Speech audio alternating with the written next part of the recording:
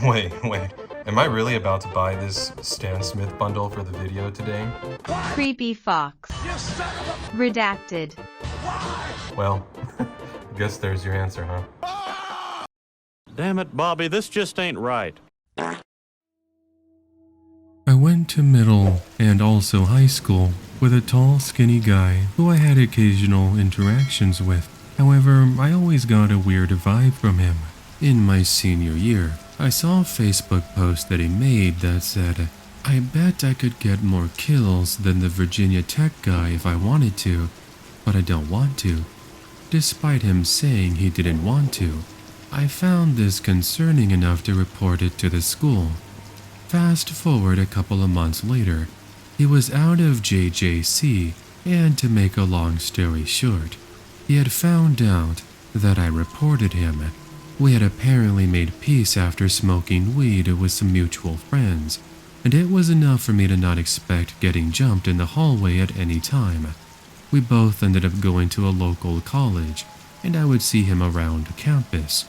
Whenever he spotted me, we'd have these brief, awkward conversations about how life was going, and I would try my best to stay polite while not sounding creeped out. Then one day, I was at McDonald's with my roommate when I hear someone whisper in my ear, "I'm going to kill you someday." I turned around to see him smile and wave at me before then walking away.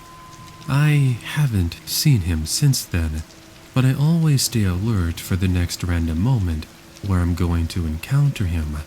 Hopefully, what he said that day was just a joke. In 2017, in my last semester of high school, some friends and I decided to skip the pep rally for the girls' varsity basketball team making the playoffs for the first time. My last period of the day was theater tech. I was just taking it as fine arts credit, and two friends of mine in the grade below me were in that same class. We decided to skip the pep rally, leave school early, and go to the nearby Taco Bell like we did every day. However, administrators and security guards patrol the parking lots to catch kids trying to skip, so we took a detour through the nature trail on campus in order to avoid them. Once in the nature trail, we came across this kid that I've never seen before. He was a skinny white kid with shaggy black hair, wearing baggy jeans and a plain white t-shirt. He was shorter than me, but the most notable thing about him was his general look of dishevelment. His hair was wild and full of leaves and twigs. His plain white t-shirt was dirty, and the knees of his jeans were stained green and brown. To be perfectly frank, he seemed like he had been crawling around in the nature trail. I remember wondering if he lived there for a split second. When we came upon him, we were walking one direction, parallel to the school and to the back of the parking lot, and he was coming directly towards us. I knew the nature trail well enough to know there was a bend that led deep into the woods, and I figured that he had come from there.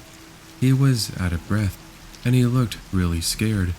My two friends said hi to them. My friends were in the grade below me, and later told me that the kid was in their grade and was just acquaintances with my two friends. It was supposed to be just a quick hello, but I couldn't help but notice how scared he looked and how suspicious he seemed of us.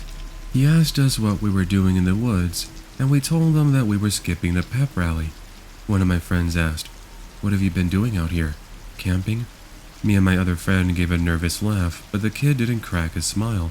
He explained that he was dropped off at school that morning and was supposed to get on a bus to take him to DAEP.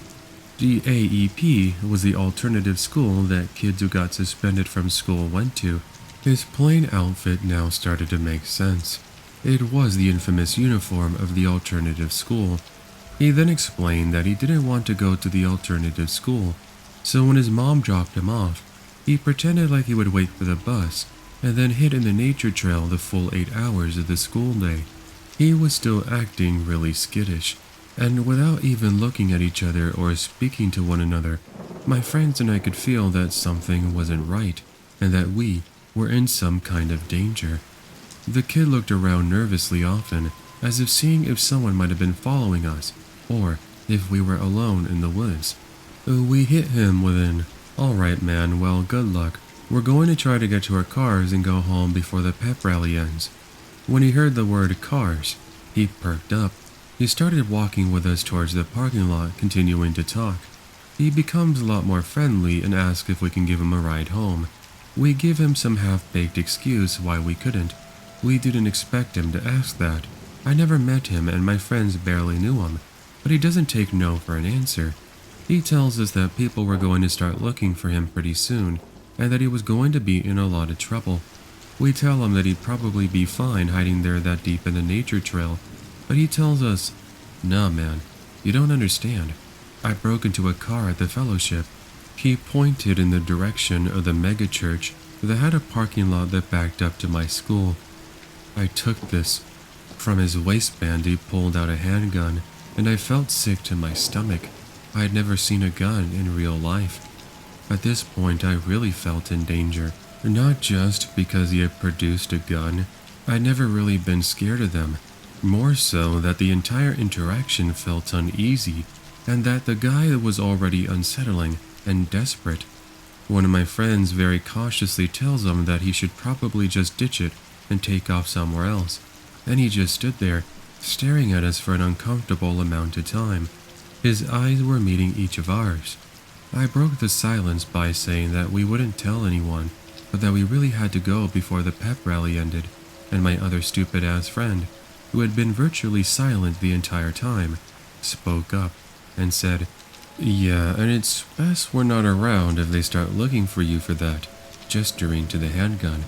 His eyes narrowed, and once more he asked if one of us could take him home. This time, it felt more like a command. I've never been a super brave person, but in that moment, I don't know why. I just blurted out, "Nah man, I'm good." Again, there was an uncomfortable silence. Then he asked, "Before you leave, do you guys want to see something?" My first friend was kind of a hothead, and although he was uncomfortable with the situation, he was not afraid of conflict, nor was I. My other friend, however, was not a fan of conflict and always would de-escalate first. We all looked at each other, and me and my first friend kind of had an unspoken understanding, sort of like, if this is going to happen, if we have to run or fight, we must have to do it now. My other friend was very visibly afraid. He asked, "What do you want to show us?" And before the kid could answer, my friend said, "We don't want to see. We have to go." My first friend started briskly walking past the kid, and me and the other friend quickly followed. Within a few steps, we just started sprinting towards the parking lot. I looked back once we were about 50 steps away. I looked back, and he was still standing there, watching us run. He had put the gun back in his waistband before taking a small adjacent trail, which led back deeper into the woods. By the time we made it to the parking lot, there were police everywhere. We were sweating, out of breath, and completely terrified. Needless to say, they found the kid in the next 10 minutes. Somehow, however, in all that chaos, nobody saw us exit the nature trail and go into the parking lot. But since there were so many cops in that parking lot, we decided just to head back inside through another side door to find that the door was locked. That's when an administrator found us, brought us inside, and shoved us into a classroom where we were able to talk with others and find out what was going on. This is what we could piece together from what we learned. Turns out, that kid that had skipped DAEP, he hid in the nature trail, broke into a car at the church, and stole a semi-automatic shotgun and a handgun from the car. After stealing the guns, he texted his girlfriend and told them that he was about to do something really terrible, and that when she saw his name on the news, she should turn off the TV. He told her explicitly that he was going to kill kids at school. She knew he was supposed to be in DAEP and was so worried about the text messages that she contacted the police. DAEP went on lockdown until police officers got a call from a guy at the church that the 2 guns had been stolen from his car behind the school, and that's when they put 2 and 2 together and caught him hiding in the woods. I guess when he saw me and my 2 friends in the nature trail, he quickly hid the shotgun, but didn't have time to hide the pistol, or didn't care enough to hide. I'm not really sure if this is where this post really belongs, but I think it fits pretty well. Right now, I'm a senior in high school. When I was a freshman, I had my two closest friends. I'll call them Tara and Raya. Tara had a childhood friend that also went to school with us, and I'll call him Bob. Anyway, we were all pretty good friends. We would always hang out, as friends do. I wasn't necessarily close with Bob, but I talked to him a lot. Pretty much every day we would sit on a bench next to Tara's locker and wait for her after school. We talked a lot then. Then, on the last day of school before finals week, Raya came up to me and said that Bob had a crush on me and was going to ask me out. I did not like him like that, so I told her to tell him that I wasn't allowed to date until I was 16 years old. Yeah, I should have told him myself, but I was 14 and never had a boy ask me out before, so I thought I handled it pretty well. After that, I never really talked to Bob anymore. I kind of avoided him. Sophomore year, he tried asking me to one of the dances, but I turned him down again. I continued to avoid him. Him and Tara started getting really close as well, and I mean very close. He was like super protective of her. Junior year, there were a couple of days where he sat with me and a couple of other people at lunch, but that didn't last long. He went back to eat alone at a table. First semester this year, he still sat alone, and we asked him a few times if he wanted to sit with us, but he always declined. A few nights ago, my friend Diana called me and said to stay away from Bob because he might be dangerous and he might target me because of freshman year. I asked what she was talking about, so she told me. A guy I'll call Cam started talking to Tara a lot this year. He's a nice guy too. I then come to find out that Bob wasn't too happy about Cam starting to talk to Tara more, and Bob actually threatened Cam at gunpoint. So, Cam told my now friend Ethan, and Ethan told Diana, who told me. Holy shit, I'm giving myself a headache. Diana and Ethan are both in a group chat on some app with Tara, Bob, and another girl, Kate. Yesterday, Bob started posting a bunch of GIFs. It was of some guy shooting up a school from a TV show, and at the top, it said, 1, 2, 3, all the kids bullied me, but they're not so cool since I shot up the school. And then he posted a picture outside of the group chat, but still in the app of a smiley face, pointing at a gun at the screen with a caption that read, "You know who you are." Kate asked him about it and took a screen cap before he deleted it all. She sent them to our school's social worker, along with Ethan and maybe Diana. So the school does know about it and are talking to Bob about it. Bob has apparently threatened a few times that he wanted to shoot up the school and says he has a gun in his car. We have also tried to talk to Tara about this, but she doesn't seem to care or is trying to protect him. We aren't super sure as of right now. So far, this is all we've gotten to, but I'll keep you guys posted on any future events. Update: he has been kicked out of school until he gets a therapist. I'm not saying this solved the problem or that we are out of danger, but he has to get help now. So, let's see if this helps. Update number 2. He's back in school and nothing has happened. I think he's better now though. We are graduating in a little more than a month from now, and after that, he will hopefully be gone for good. Hey, I hope you're enjoying today's episode so far. If this is the first time you're joining us, then consider subscribing for all future uploads coming here to the channel. Anyway, let's get back to these scary stories. So when I was in elementary school, one of the boys a few grades ahead of me was Kyle Dubé. I was 2 or 3 grades below him, so I didn't have much contact with him outside of recess. In the 4 square line, He often made it a point to stand right behind me and yank on my pigtails as hard as he could, whipping them around under the pretense that I was a horse and he was riding me.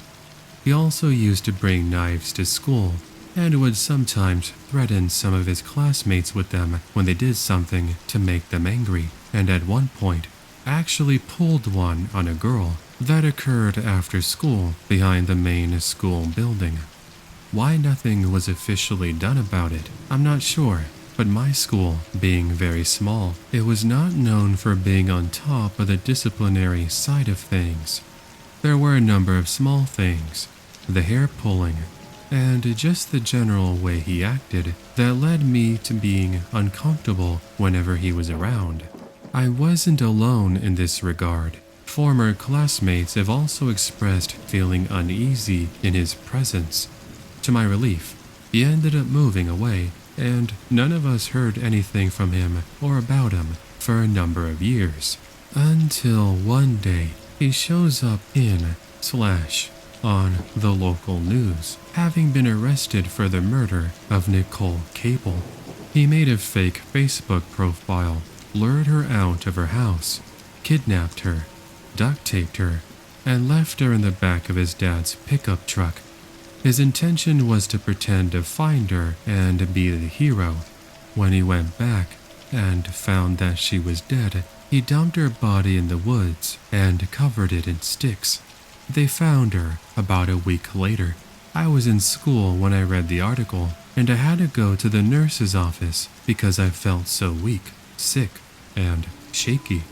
It's very disconcerting to think a murderer used to yank on my hair. He's going on trial in the next couple of days, which is what made me think about this whole thing. So to end this like everyone else does, Kyle Dubé, let's not meet again. Right after I graduated high school, I went to our community college, where my best friend at the time and her boyfriend also attended, along with a lot of their friends, who I became acquainted with as well. Fast forward to Halloween of 2010, we took my best friend's little sister and brother out for trick-or-treating, where her boyfriend ended up joining us. We were towards the end of the route when one of their friends from the college ended up joining us, which I didn't think anything about it at the time, other than he gave me weird vibes. Should have been my first clue, to be honest. After we were done trick-or-treating, we brought the kids home to go to bed, but my friends wanted to go do something to keep the night going. You know, since it was Halloween, and in a college town, that's an excuse to party, just like any other day.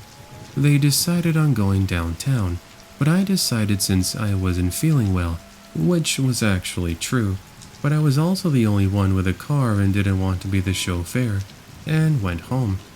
A few hours later, I was in bed reading a book. I still lived with my mom and brother, and my phone lit up from a number I didn't recognize. It was the friend that joined us while trick-or-treating. He explained that he got my number from my best friend's boyfriend, and he was concerned that I didn't feel well, and insisted on bringing me soup to feel better. Some sort of red flag went off in my head, and I didn't want this guy to know where I lived, so I said no. My mom was taking care of it, but thank you anyway.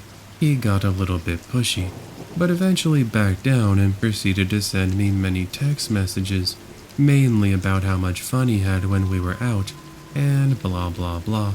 I later found out he bailed going downtown too because he only wanted to go with me. He then added me to Facebook, went through all of my pictures, and liked all of them. Second red flag. Being the naive 18-year-old I was, I just thought maybe he was being overly friendly and just a little bit weird, so I didn't avoid him or anything at school, since we hung out with the same people. One day when we didn't have school, he texted me asking if I wanted to go to lunch. I should have said no, and I accepted. My logic was I was thinking I was going to get a free meal out of the deal, since he insisted on paying and it would be a quick visit. We met at the restaurant and sat down and talked and ate. It was super awkward, and then I stupidly mentioned I wanted to go to the mall to get some stuff. He insisted on driving me there, and that his mom can move to the back seat. Wait, what? Apparently he drove his mom's minivan, brought her with him, and left her in the car while we went on our date. I kept saying that she should come in and join us, and he got really weird about it and said she was napping and she didn't mind waiting. At that point I started getting very uncomfortable. Luckily we were done with our food and I said I needed to leave, thanked him for the food, and got up to leave. He kept saying he's going to meet me at the mall, and I was put in what I felt was a weird position, and I'm not an assertive person, so I reluctantly said okay. We meet at a large store connected to the mall, and I mentioned how I was here to look for a new scarf, and started browsing. He picked out the most expensive one he could find and brought it for me, and basically almost threatened me not to return it. It was then I wanted to be left alone, so I said thank you and I was going to go home now. He insisted on walking me out to my car. We were parked on opposite ends of the mall, and his mom was still in the van, and I kept saying that it was okay, I was fine. He was a big guy, and even simple walking caused him to break out in sweat, but he wouldn't take no for an answer, so away we went. We passed by another and took a quick peek inside. There were a pair of boots that I very quickly, in passing, mentioned they were cute, but I don't know if I'd wear them. He bought them for me and did the same, somewhat threatening not to return them because they were gifts, and you don't return gifts. Like, dude, what are gift receipts for? At that point, I got a little firm and told him I wanted time alone, so please don't walk me out to my car. He accepted and went on his merry way, clearly happy that he made those purchases to show he liked me. I go out to my car and wait for probably about 20 minutes. I knew what his van looked like at this point, and so I kept an eye out for it in case he was going to follow me home, but I didn't see anything. I actually ended up going back to the mall and returned the boots and scarf. In reality, I didn't want either of them, and I was way too uncomfortable accepting those gifts from a strange person. I don't like owing people, and I had a feeling he was going to use that as some sort of leverage to get something from me. I took the long way home to make sure I wasn't being followed, and told my mom about what happened. My mom was concerned and thought it was strange as well, since he and I didn't really know each other, and it seemed like a weird act of desperation. I got a text from him a few hours later saying he hoped I liked the gifts. I responded saying that I returned them because I wasn't comfortable with it, and he lost it. My phone kept lighting up with tons of text messages. This was before it was easy to block someone, and I didn't know how to. The old flip phone. And he was livid that I did such a disrespectful thing. I should be thankful he got those things for me, etc. That's what he said. So I got angry and told him I didn't ask him for the gifts. He basically threatened me to keep them, and he didn't take no for an answer when I told him I didn't want them. So essentially, he was the one who disrespected me. He backed down a lot then. I told him to stop texting me and to leave me alone. I got a few more text messages, but eventually, he stopped. It was weird at school because I kind of avoided being around my friends when I knew he was there. I still hung out with some of them alone, like my best friend, but when I knew a friend gathering was going on, I wouldn't go, and they understood. Now this is where I got stupid. I'm a very, very compassionate person, and 9 out of 10 times feel horrible for when I was mean to someone, even in this instance. I ended up texting the creeper one night apologizing for how rude I was to him, and he said he understood where I was coming from, and we had a normal conversation for a little bit, until I fell asleep around 11 p.m. I know this because I woke up at 2 a.m., looked at my phone, and saw the last text I sent him was a little before 11, stating that I was tired. After I fell asleep, he sent me one text, so I didn't respond. Texted again, so I didn't respond. Kept texting. We're talking on the verge of like 30 to 40 text messages here. Called me from his cell phone about 10 times. Called me from another number about 15 times because he thought I was ignoring him, and then sent one last threatening message. If you don't respond within half an hour, I'm calling the police. I happened to wake up at 2 a.m., which was an hour after he sent that text message, and flipped out, texting him that I fell asleep. and he better have not called the police. Now, you want to know why he called the police? It's because he thought me saying I was tired was me actually saying I was tired of living. He thought I killed myself. Never mind that it was, basically bedtime when he and I were talking. So yes, me ending it all is the most logical route to take here. I ran into my mom's room, told her what happened, and she goes, "For crying out loud, they have better things to do with their time. They aren't coming to check on you." I go back into my room, which looked out to our driveway, look out the window, see a cop car parked on the street, and 2 flashlights walking up the drive. They knock on the door. I opened it, and I'm pretty sure the look on my face told them everything. "Are you Sally?" "Yeah." "You know why we're here, right?" "Yeah." "So what happened?" "I fell asleep." The police understood and actually called the creep back and told him to leave me alone, just as I was texting him to leave me the hell alone. He then had the gall to ask for my address again. He had done this numerous times before, so he could come over and apologize to me, and that he loved me. I told him he doesn't even know me and he had absolutely no reason to be in love with me at all. His reasoning was that's how he worked. He fell in love first and then decided if it was the right person or not. Dude was seriously loony. This put a really big strain on my friendships at the college. His story was much more twisted and painted me as the bad guy, and I ended up making a lot of enemies, even with my best friend, because he labeled me as a whore. There was another guy interested in me as well among those friends, but he was much less assertive, and I didn't give him the time of day, and everyone believed him, even though at the time I was still a virgin. I had to drop out of school because that circle of friends was so big, and whenever the creep saw me, he would get irrationally angry, and his friends had to physically hold him back, which was a lot of people because he was massive. I since cut contact with all of them, and I ended up going to a different school that I love so much more, and I'm in a much better place without all of them in my life. So, creep from school, I hope I never have to see you ever again. In the 2022 to 2023 school year, I was a senior at Bayshore High School in Long Island, New York. The year was going strong so far, as I was getting good grades, and I was getting accepted into a few colleges of my choice. I was sad, and I was happy at the same time. It would be my last year. I was happy because I would move on to better things in my life, and I would achieve my dreams. I was sad because I wouldn't really get to see my friends and teachers as much as I saw them every day. I was already in the month of November, and 2 months flew by way too fast, and I felt very glad. However, this one incident that happened mid-month would always come back to me every day. We just finished up lunch, and the 6th period was approaching. This would be a 40 to 50 minute class. About 15 minutes into the class, I really had to use the restroom because I drank a lot of water at lunch, and I should have done this right after lunch had ended. I asked the teacher to use the restroom, and he said I could. I walked into the bathroom, went into his stall, and I did my thing.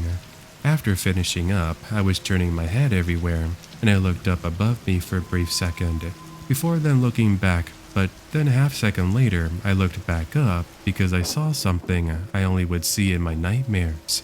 What I saw was a camera up on the upper right corner of this stall, and it was pointing directly at me. My whole body turned pale at this moment. I ran out of the bathroom so quick, forgetting to wash my hands, and I ran straight to the principal's office. I told her that there was a camera in the bathroom stall that I was in, and I swore to her that I wasn't lying. She could tell that I was being serious by me tearing up and being out of breath. We then walked to the bathroom together, and she saw the camera as well. She had a horrified expression on her face. She grabbed a ladder from one of the storage rooms, and she climbed up the ladder to take the camera down. She then told me that she would phone the police department and said I could go home early today because I was not in the right headspace at the time. After I got home, I told my parents everything, and they had mixed emotions of sadness, disgust, as well as anger. I then went back to school the following day, but I wasn't better by a long shot. Fast forward a week later, everybody found out about who the person that had installed the camera in the bathroom was. His name is Daniel Garcia. He was a recent graduate in the 2021 to 2022 school year, and then came back to help out with the drama club. Surveillance footage showed him installing the camera really early in the morning before the majority of the school would arrive. I was a victim, along with another female. I was just the first one to notice the camera. Daniel was arrested and was later pled not guilty to one count of unlawful surveillance in court. My parents and I were not happy with this, and we successfully filed a restraining order against Daniel Garcia for 3 years, along with the other victim who had been filmed. I had never felt so violated and humiliated before in my life. It has been nearly 2 years since this happened, but I'm having a fun life in college. However, this incident will stay with me forever. When I was a freshman in high school, I ended up meeting Alex. Now 10 years later, I couldn't tell you why I was so drawn to him or why I got so attached. He was homely and odd, and quite frequently, he actually smelled pretty badly. There was a darker undercurrent that ran below his surface, and I thought I saw unspoken sadness that matched mine. And maybe as a naive 15-year-old, I had that stereotypical, we can save each other from our pain, bullshit fantasy. He wasn't the only boy giving me attention though. In fact, he barely even gave me that, since he played me hot and cold. Emphasis on the cold. But he was the one I wanted. Every time I would start to pull away and give up because he was clearly uninterested, he would pop up, calling me cute, and making comments about how seeing me brightens his day. Then he would be back to pursuing someone else. I was naive. I was 15 years old, remember, and I was hurt. But still, I finally had enough. So I decided that I was done. He caught wind of this and ended up asking me to be his girlfriend later that same day. I was caught off guard, but I thought, yes, finally. He must have just needed time to make a move. He and I dated for 2 years, and he was a hurricane the entire time. One example, his phone would be off for days at a time, and he rarely went to school, and I just wouldn't hear from him. I would finally call his mom since I was worried about not hearing from him at all for 3, 4, even sometimes 5 days, and she would tell me that she hadn't seen him either. When he finally turned his phone back on, he would spit venom at me and call me a crazy C-word because I had spammed his phone. I would be in tears and trying to explain I was worried since I hadn't heard from him in days, and neither had his mother. And then he would call me a few other names and hang up on me and turn his phone off. The abuse came in many ways, but disappearing and then cussing me out and calling me names when I voiced how uncomfortable it made me. Well, that was his favorite. I kept trying to break it off with him, but whenever I did that, suddenly he was calling me crying and saying I was the love of his life and he was going to kill himself if I left him. After 2 years, I finally had enough, and I ended it for good. I told him I was done. I ignored his threats of suicide, but he kept begging me. School was now out for the summer, so he couldn't find me there, which meant he kept showing up at my house. Afternoon, evening, middle of the night, it didn't matter. He would toss bits of bark that my mom had in planters in the front yard at my bedroom window. He would sit out there for a long time trying to get me to talk to him. I didn't know what to do. I thought he would give up and that was going to be okay soon. One day, I was walking home from work. I was a block away from my house, and Alex came sliding up next to me in his car, pleading with me to talk to him. I told him I had nothing more to say. Then let me talk, please, he begged. He was crying. I had no intention of getting back together with him, but I still hated seeing him hurt. I agreed to let him say what he wants so he could get closure. I sat in the car and I told him to talk. He started babbling incoherently and kept trying to make me feel bad for abandoning him.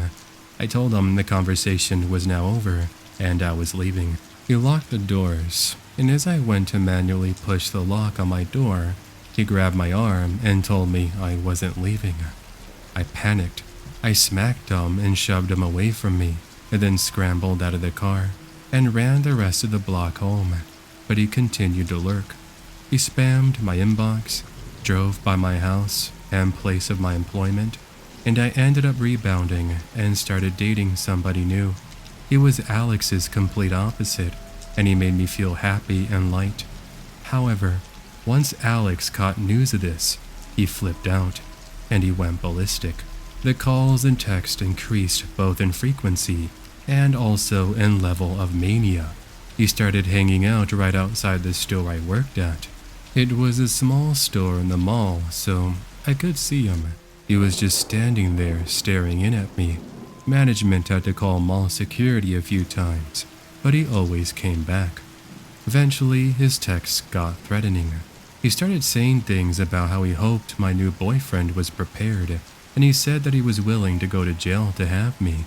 My mom panicked and believed that I was on the verge of being kidnapped or even assaulted.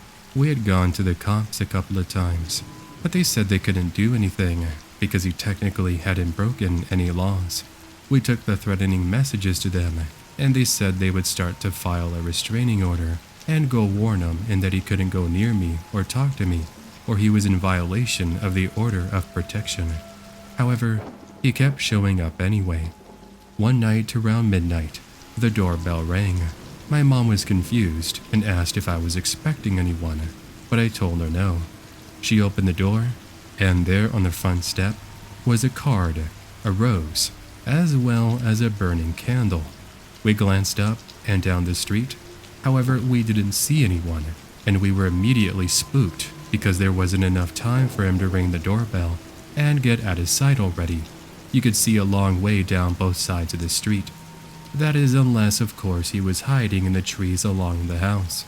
This went on for a while, and he kept following me and showing up at my work, which means he kept getting visited by the cops, and his friends even got involved and started threatening me for what I was doing to him. Eventually, the order of protection was placed, and all at once, everything stopped.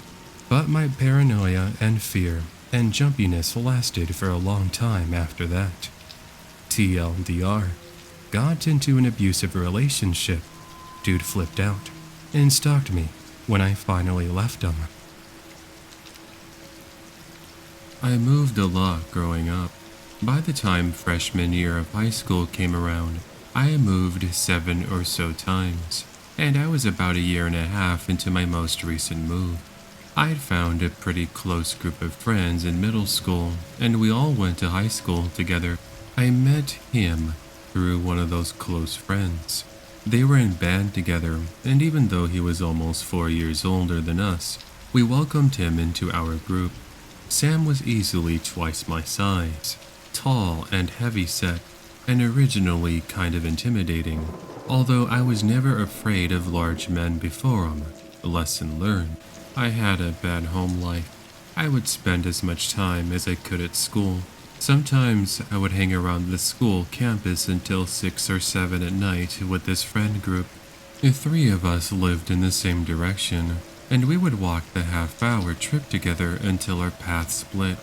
One slightly colder evening, Sam offered to walk me home since the others had already gone home already.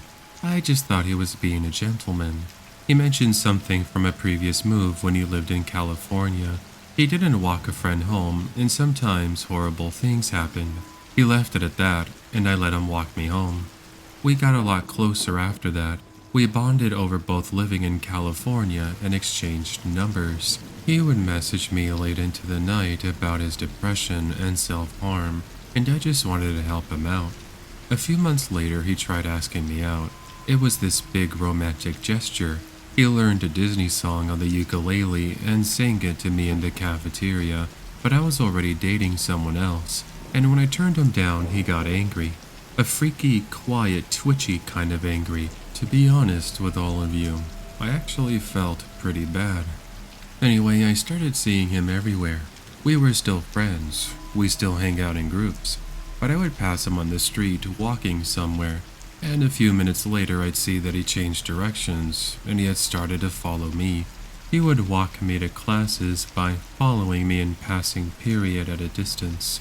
I started to minimize the group time we spent together, however, and he would follow me more. I had friends meet me at each class and walk me to my next one because I felt unsafe. He knew where I lived, by the way. Then he started to talk, not to me, but to mutual friends about that one girl in California who he tried to walk home. At first, she just shared my name, just some sort of crazy coincidence. Then she had the same brown curly hair and blue eyes, and every time he rambled about her, she became more and more just like me. And then he said what happened. Over literal weeks, this fantasy just ended up evolving. They were walking home and they were jumped by some guy with a knife. It was a robbery gone wrong on her birthday, January 24th, which is my birthday also. And she died horribly, and he couldn't react in time as she bled out in his arms. Sarah, who has brown curly hair, blue eyes, my name, my birthday, and sounds just like me, bled out in his arms. Each retelling added more and more detail, and this guy with this sick fantasy about my death would follow me around, and he knew where I lived. My boyfriend was abusive, mentally and physically, but I stayed as close to him as I could whenever I could, because if the worst happened, I knew for sure he could throw a punch.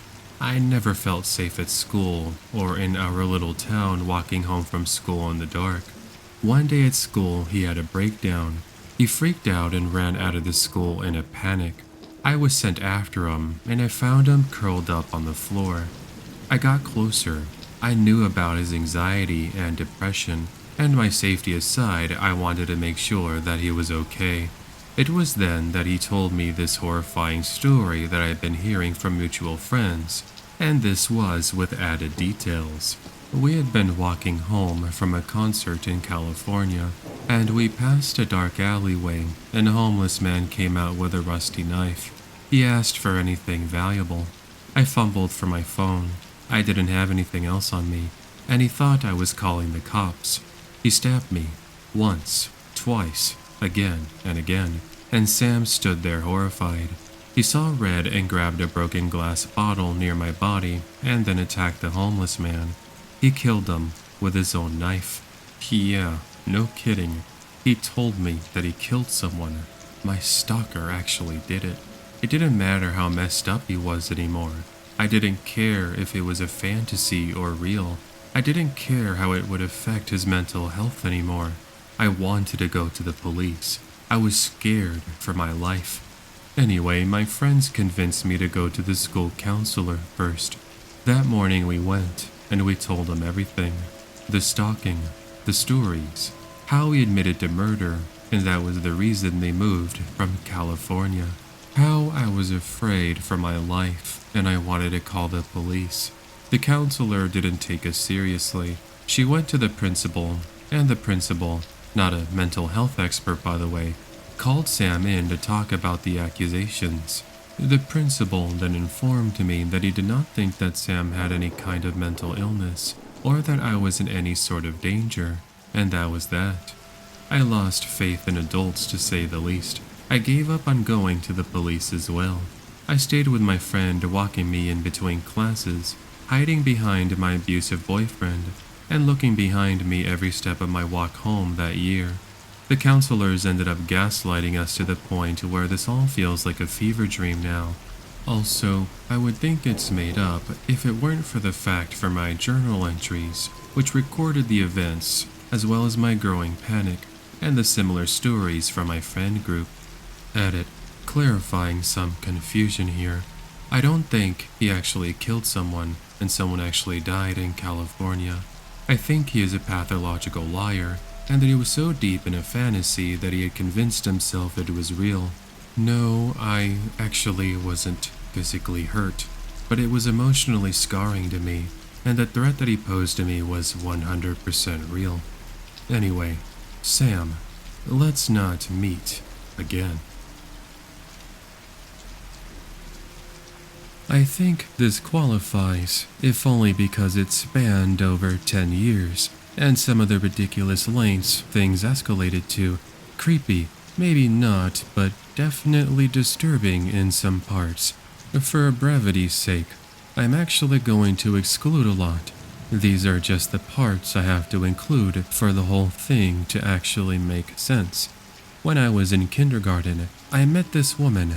I'll call her Mary.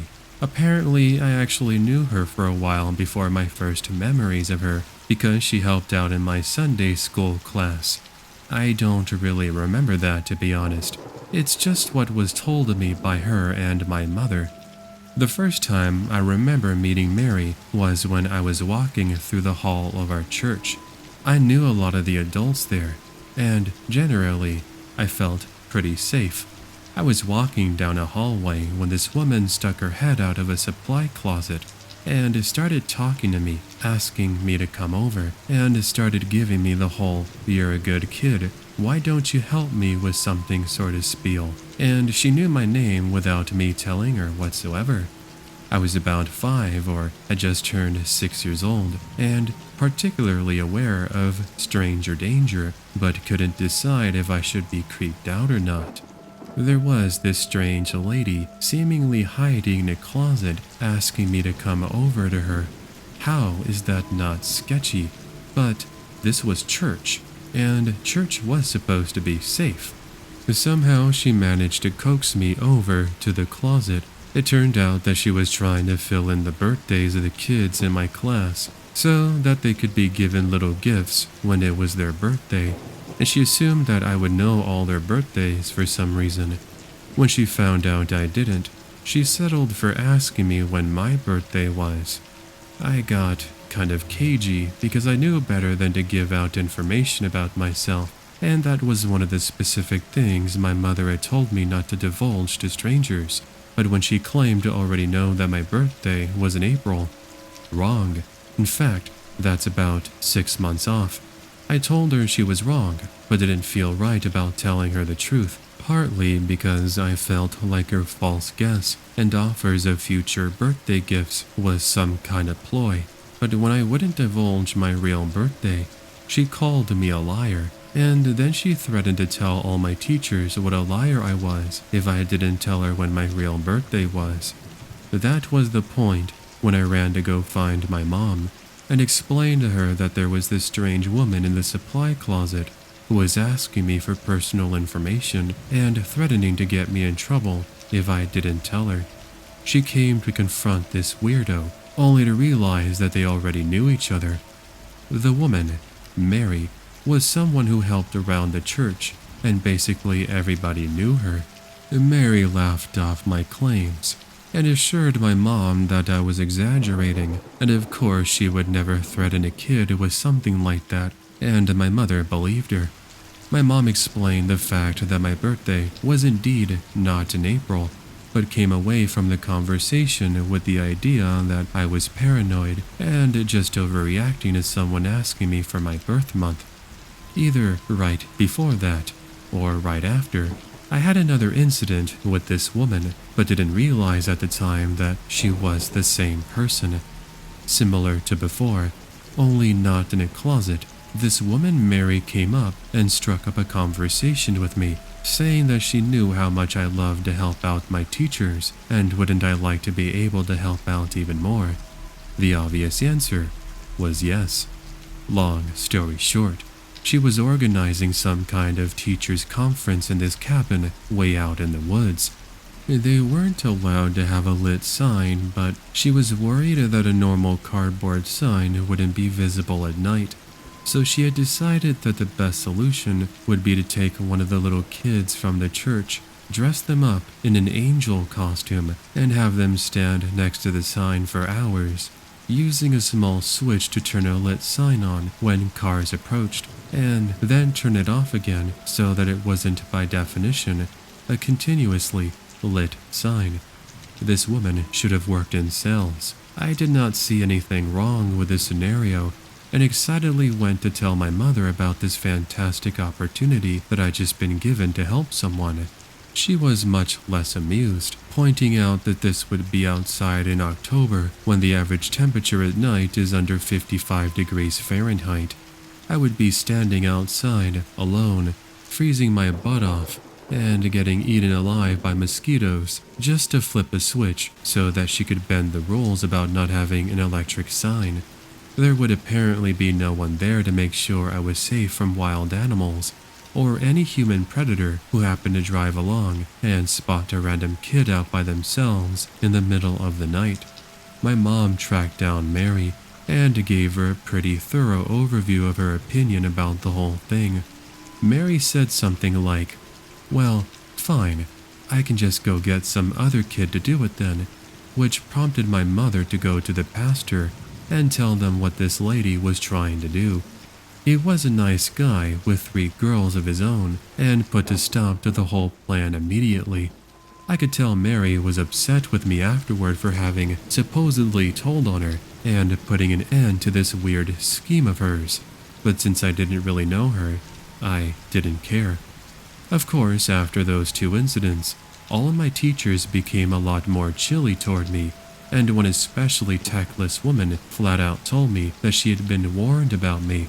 Come to find out that Mary had gotten her revenge on me for effectively embarrassing her twice by making good on her threat to tell everyone that I was a troublemaker and a liar, even though by that point, my mother had already told her that I had been telling her the truth about my birthday not being in April. What a witch. Now, I'd like to say that it ended there, but of course it did not. My family stayed in the area, and she continued helping with various social functions. So of course we ran into her eventually after several more times. One of the most outrageous things she ever did, I was 12 years old, and my mother decided to enroll me in some kind of VBS summer school sort of thing. Surprise, surprise, Mary was the main coordinator. This place was so screwed up, not perverted or anything, but just the sheer magnitude of poor planning was incredible. Lunches were provided, but it was weird stuff like Go-Gurt and slimy pears that had a texture like raw fish. Basically, all the kids hated everything they served us. On one occasion, I was served SpaghettiOs and tried to make the best of it because at least it was better than the pears, only to find out that Mary had slipped gummy worms in before microwaving them and they had melted into the SpaghettiOs. When she found out I hadn't liked her prank, she ridiculed me for not being able to take a joke and insisted that I eat it anyway.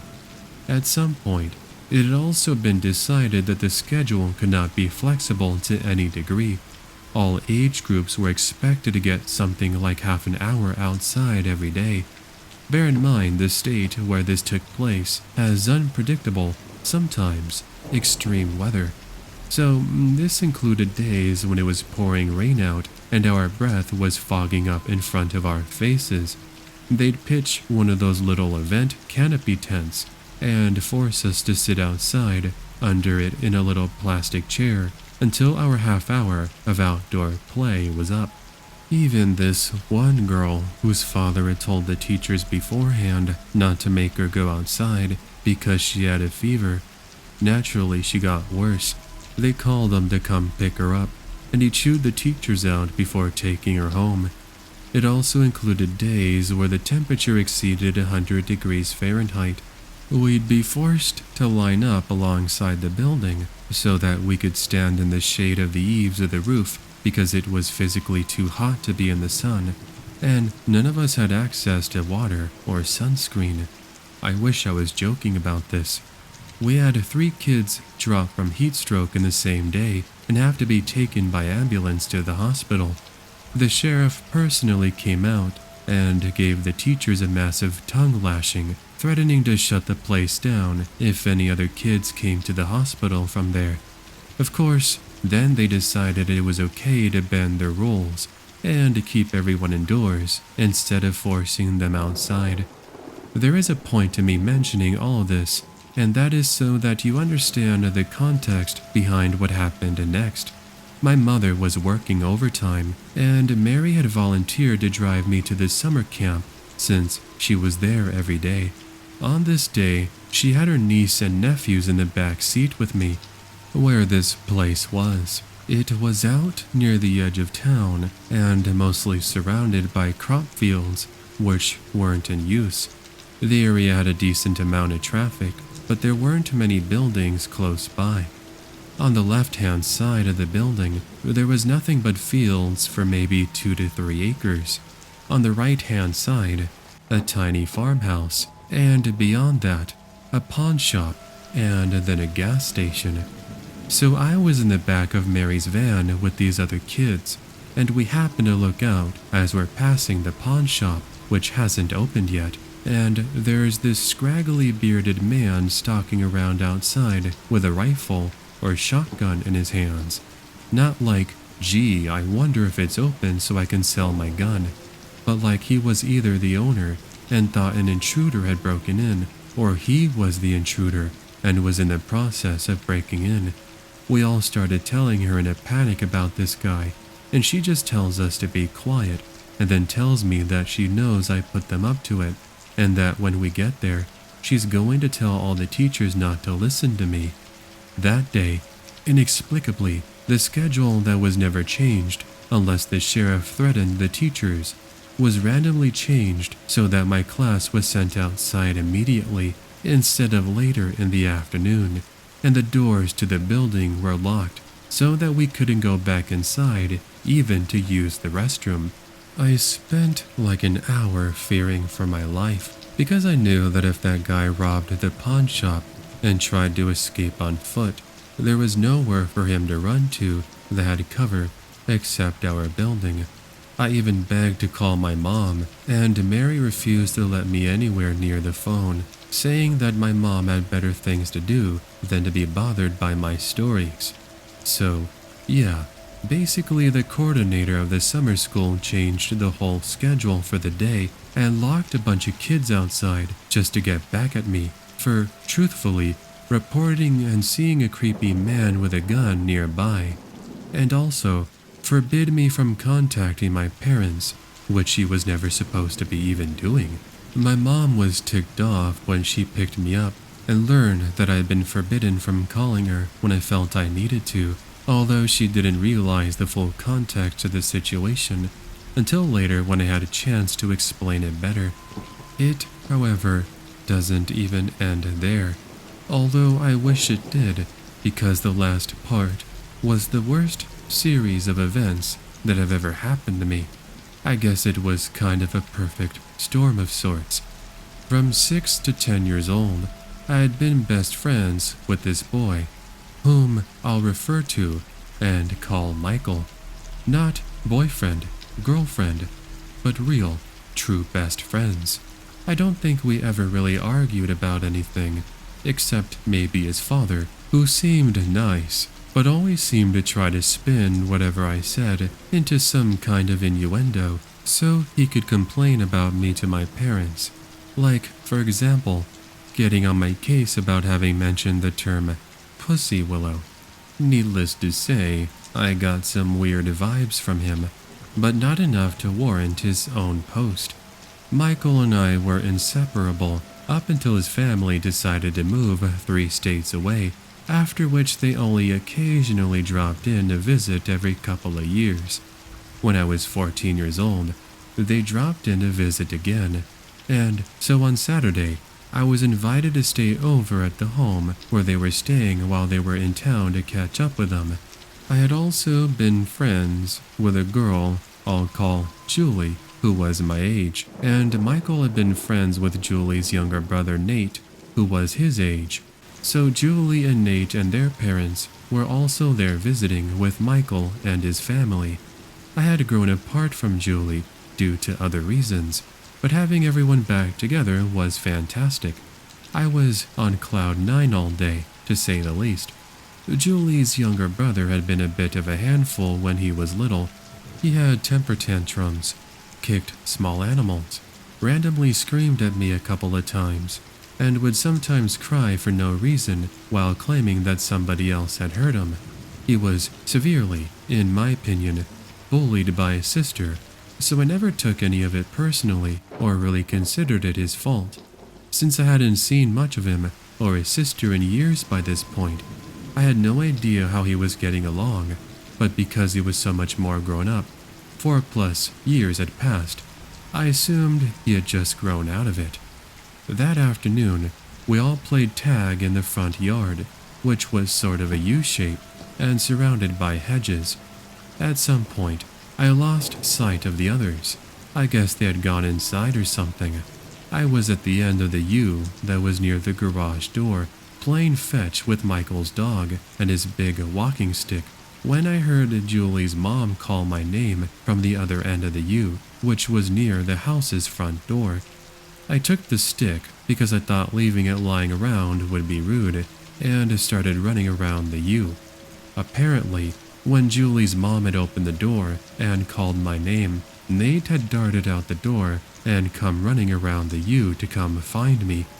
Only, he didn't say anything, and I didn't know he was there. We were both closer to the inside of the bend, and when we reached the middle, there was no chance to stop. We ran straight into each other. He landed flat on his back, and I nearly fell over too. His chin hit me hard in the collar though. We just stared at each other in shock for a second. Finally, I reached a hand forward to help him up and ask if he was okay. Immediately, his eyes filled with tears. He started screaming, seemingly in pain and in absolute terror, and turned around and bolted back the way he had come from. I knew he had to be bruised at least as badly as me, but was also totally confused. The way he was crying, I was afraid he might have broken an arm or a leg or something, but if he was hurt that bad, then how could he run so fast? Or, if he was afraid, what was he afraid of? I ran after him, feeling like there was an axe murderer behind me or something. I reached the door, but nobody was there, and it was closed and locked. I knocked, and Michael's mother answered it. She saw me still holding the walking stick and looked confused, but let me inside nonetheless. I could hear Nate screaming and crying in the kitchen. His mother had him up on the counter and was looking him over, trying to figure out what was wrong with him. She seemed just as confused and scared about the whole thing as I was. And then he saw me and immediately pointed and screamed. She beat me with a stick. He just screamed the same thing over and over again. I didn't know what to do, but seeing me seemed to make him hysterical, so I left him with his mother in the kitchen. I wanted to go find Michael and the others, but Michael's mom refused to let me go downstairs, where he and the others were located, so I just stood by myself in the foyer next to the door and tried not to panic. Maybe Nate hadn't grown out of crying wolf about other people hurting him, but this was way different from what we had been like when he did that as a little kid. This time, he seemed hysterical, and he seemed like he legitimately believed what he was saying. I had been holding the stick when we ran into each other, even though I certainly didn't hit him with it. Maybe he didn't understand what had really happened. I tried to go back into the kitchen, thinking that I should try to explain to his mom what had happened, but Michael's father stopped me. I don't even know where he came from. I must have been really freaked out, because from my perspective, it seemed like he just appeared in my way. He told me not to go into the kitchen. I tried to explain that I needed to talk to Nate's mother, and explained, very shakingly, that Nate was telling her that I attacked him. So Michael's father asked, "Did you?" I told him no, of course not. He pointed out that I didn't seem to be hurt at all, which I refuted, telling him that I'd gotten my own bruises from running into Nate. He asked me to show him. I said no. He asked why. I pointed out, unnecessarily, I think, that I was a 14-year-old girl, so I couldn't just take my shirt off the way a 12-year-old boy could. He asked me why again, and persisted in stating that I needed to show him, and that if I didn't, he couldn't help me because he refused to give him any reason to think that I was innocent. This miserable SOB who had known me growing up, had allegedly been a close friend of my family for years, knew that I had never hit another kid in my life.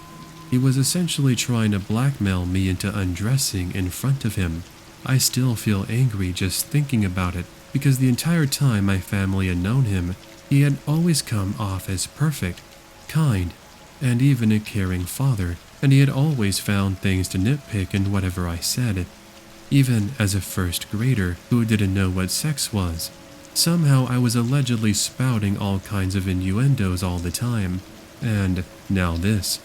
I've learned as an adult that people who talk excessively about a topic generally do so because it occupies their own mind too frequently, and it makes me wonder if maybe that wasn't his problem all along. If not, I don't know how to explain anything. All I know is that night, it was like everyone I knew had gone insane at the same time, but I did say no to him and went into the kitchen more to get away from him than anything else.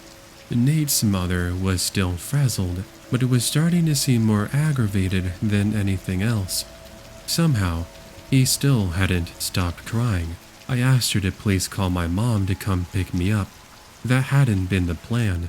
The plan was that I was to stay until after dinner, but I couldn't handle the situation anymore.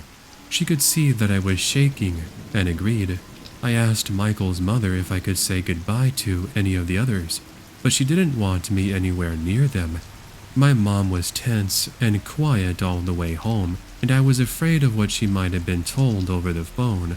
She asked me once if there was anything I wanted to tell her. I panicked and said no. The next day was Sunday. I habitually stayed with the adults instead of going to the teens' class because the teacher, who was coincidentally Mary's husband, picked on me sometimes.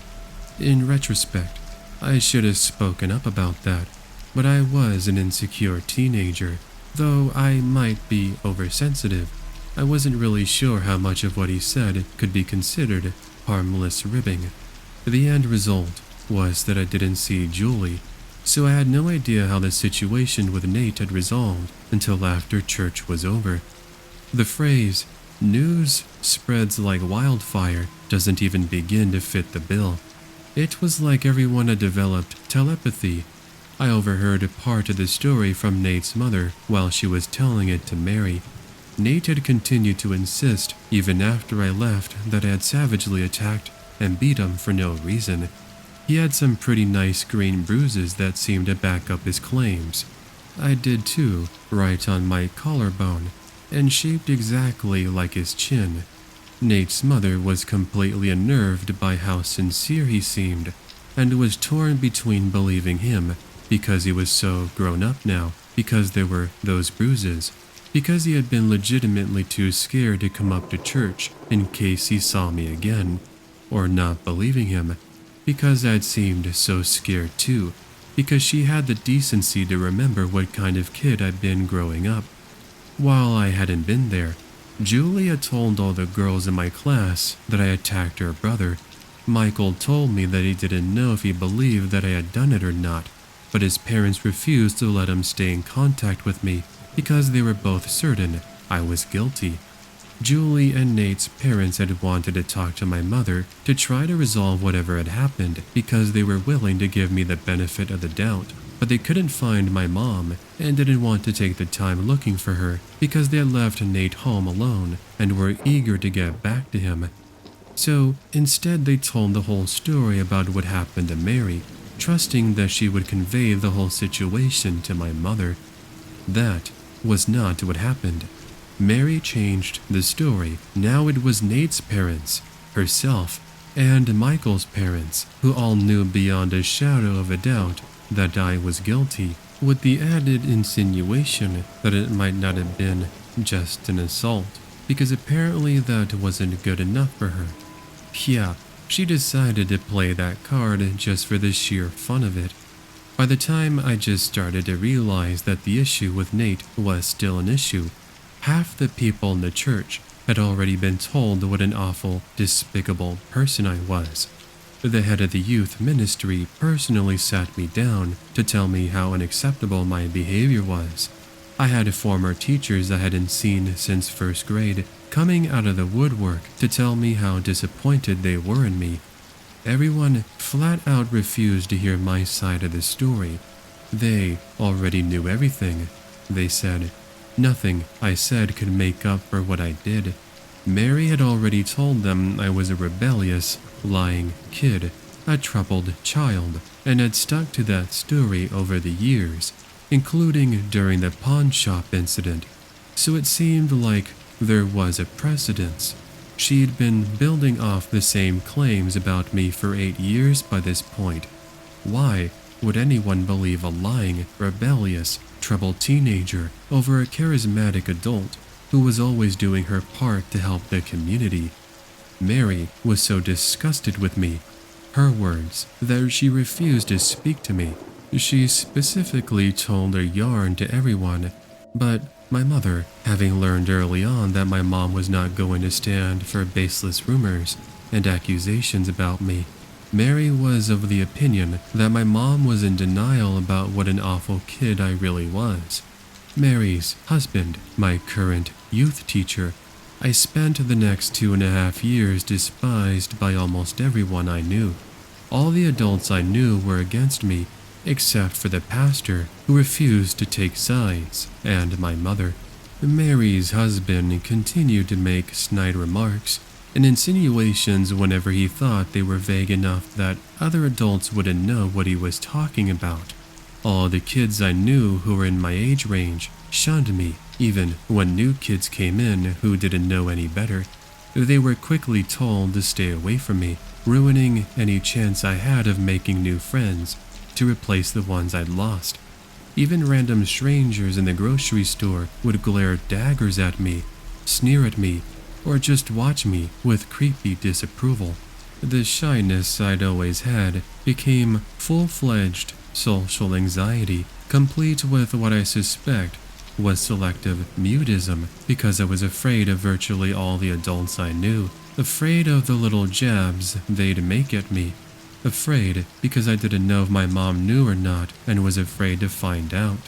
If she knew, if it was true that she was just so indifferent in reality that even though I knew she loved me, for some reason, she still let everyone pick on me. It seems so stupid now that I was afraid of talking to her about it. If there were any one thing in my life I would choose to change, I would have told her immediately. But that isn't what happened, so I lived with it by myself. There were some mornings where I would just spend an hour in the shower crying my eyes out because I didn't want to have to go out and deal with it all over again. I don't know if you'll know what I mean when I say that having other people expect you to feel guilty is oppressive in and of itself. When you laugh or smile, or just feel normal, but they believe you should be ashamed of something and don't like it that you aren't. For a while I tried just not remembering what had happened. It is possible to make yourself forget something, but don't ever do that to yourself. Once you have a memory, you can't really destroy it. The best you can do is bury it. Part of your mind will still always know it's there. I still got all the same judgmental looks and hurtful remarks. I just no longer understood why people were acting that way, and I had all kinds of awful nightmares until I finally dug those memories back up and faced them again. I got over it eventually, but slowly. So many people who had known me the entire time I was growing up had immediately assumed the worst just because some gossip had told them to. I never knew who had been told and who hadn't. Every time I thought people had forgotten, Mary's husband would make some new cutting remark, or someone else would, and I'd lose whatever sense of security I started to scrape together. It was only in my early 20s, a few years after we'd moved out of the state, that I finally found the courage to bring up the subject with my mother, which led to some interesting revelations. It turned out that Nate's mother hadn't divulged anything about what had happened over the phone. My mom had been tense on the drive home because of something totally unrelated to me, and had asked if I wanted to talk, not because she thought I was guilty about anything, but because she could tell I was under stress of some kind. Mary's husband had lied through his teeth about her knowing what was going on, or being angry about it. She had never known. That was why Mary's husband had always tiptoed around the subject in her presence, because he knew she didn't know and wanted to keep it that way. It was practically a conspiracy. My mom, the one person who actually had a right to know what had happened, had been denied the opportunity to try to make things right because everyone else was so busy judging me for themselves. Also, Nate's parents, the two people who actually had a semi-balanced view of that night, had no idea how bad things had gotten after they left that day because they didn't live in our area anymore and weren't there to see it themselves. If they had, I'd like to think they would have put a stop to it. They were good people. That is the end, I guess. I don't have nightmares anymore, and I feel more or less indifferent to the situation now. It's over a decade behind me at this point. But Mary and your husband, holy crap. I never want to meet either of you again for as long as I live. All of that stress and fear and heartache I've mentioned here, and that's still not even mentioning how much you badmouthed my mom behind her back, gushed over her cancer scare because it gave you something to gossip over, and generally treated us both like dirt. I never want to meet Michael's father again either, because whether he's a pervert or just too dense to realize how wildly inappropriate he was being doesn't really matter at this point. Either way, it was still beyond creepy and wrong. Never meeting Michael again is still kinda painful to think about, but I guess it can't really be helped. I even tried contacting him on Facebook a few years ago, but to no avail. I already know Julie and Nate never want to meet me again. I guess that makes this a sort of round robin. Let's not meet. Hey everybody, I tried posting this story before, but not much luck, so I'm going to try to get it up here. For context, I'm from a small town that houses 3 different elementary schools, and only one middle school and high school, which is connected by the gymnasium and a tunnel between the 2 buildings. I lived there my entire life, and I went to a different school than most other people mentioned in this story. Back when I was in middle school, I had a litany of bullies who loved making every moment of my day a living hell. They did pretty much everything you could think of, ranging from pranks in the middle of class to downright physical assault. But all of them were nothing compared to this one girl I met at the beginning of 7th grade, whom we're going to call Sadie. Sadie was a stereotypical mean girl in every sense of the word. She loved fashion, had a gaggle of friends willing to do her bidding, and every guy was into her or wanted her. She was the kid with the highest amount of detentions. She argued a lot with the teachers, and the principal pretty much did nothing about her actions. And she made a habit of having fun with some specific kids, which included me. I was a plus-sized kid, a scaredy cat, gullible, and a bit of a pushover. But I did try to do well in school and kept to myself, but that didn't do much. As soon as Sadie took notice of me, she took it upon herself to make sure every time we even saw each other, she'd make me miserable. At the beginning, it wasn't anything much. She started rumors about me, talked shit about me online. I didn't have social media yet, so I didn't find that out until later. There were also rumors in school, and she threw things at me that ranged from her garbage to one of her textbooks. It wasn't terrible at first. Sadie was annoying, sure, but I had workarounds, so I just ignored her. But when other kids saw that I wasn't going to fight back, they joined in and took things way too far.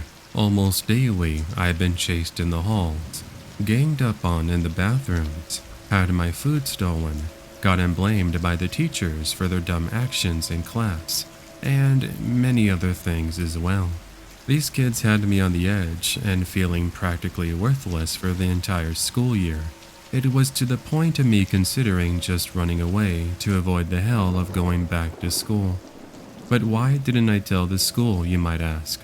Well, I tried. I tried dozens of times. But teachers, guidance counselors, even the principal, they didn't care. The school was honestly not the best, and they were pretty negligent to everything that didn't involve funds, sports events, and a GPA for the year. So they gave no heed to me when I tried to tell them what was going on with Sadie and her lackeys. These are some of their real responses from incidents that happened. When I'd gotten my backpack thrown down the stairs, and a calculator inside that I brought from home got broken, they said, "It's your property, therefore it's your problem." When Sadie had written a fat joke alongside a slur on my locker door in permanent marker, they said, "You have no evidence that it was her." When Sadie's boy toy and his friends cornered me outside the changing rooms for the gym to ask me something, they said they were probably just kidding around. All of them spearheaded by Sadie, who was practically in charge that year, and nothing she did was getting her in trouble. Summer could not come fast enough that year. By the time 7th grade was over, they let those kids get away with so much. I honestly just gave up on trying to get outside help at that point.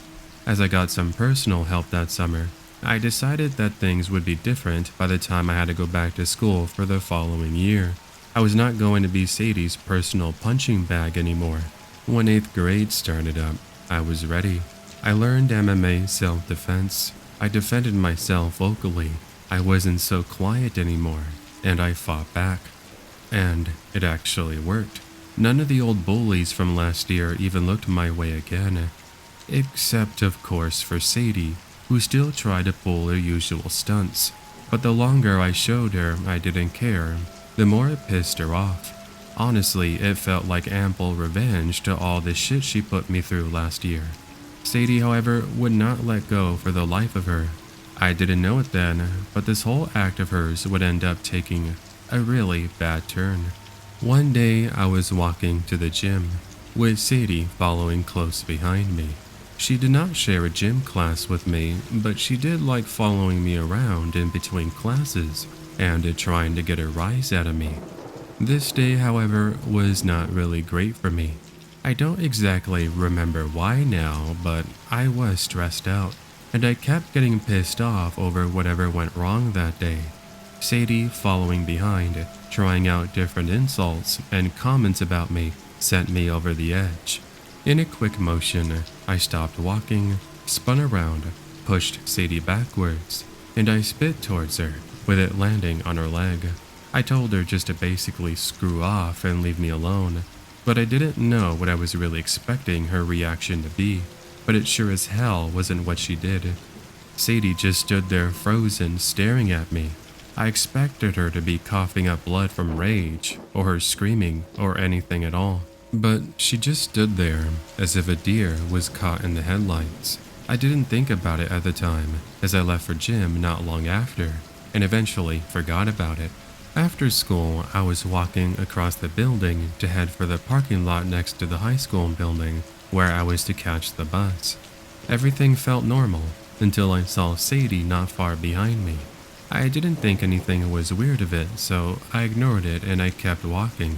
That is until I noticed she was taking the same path I was to the buses. This wouldn't be odd if she actually did ride the buses at all. Sadie walked to and from school every single day. If not that, someone would come pick her up, but the carpool lot was in the opposite direction of the buses.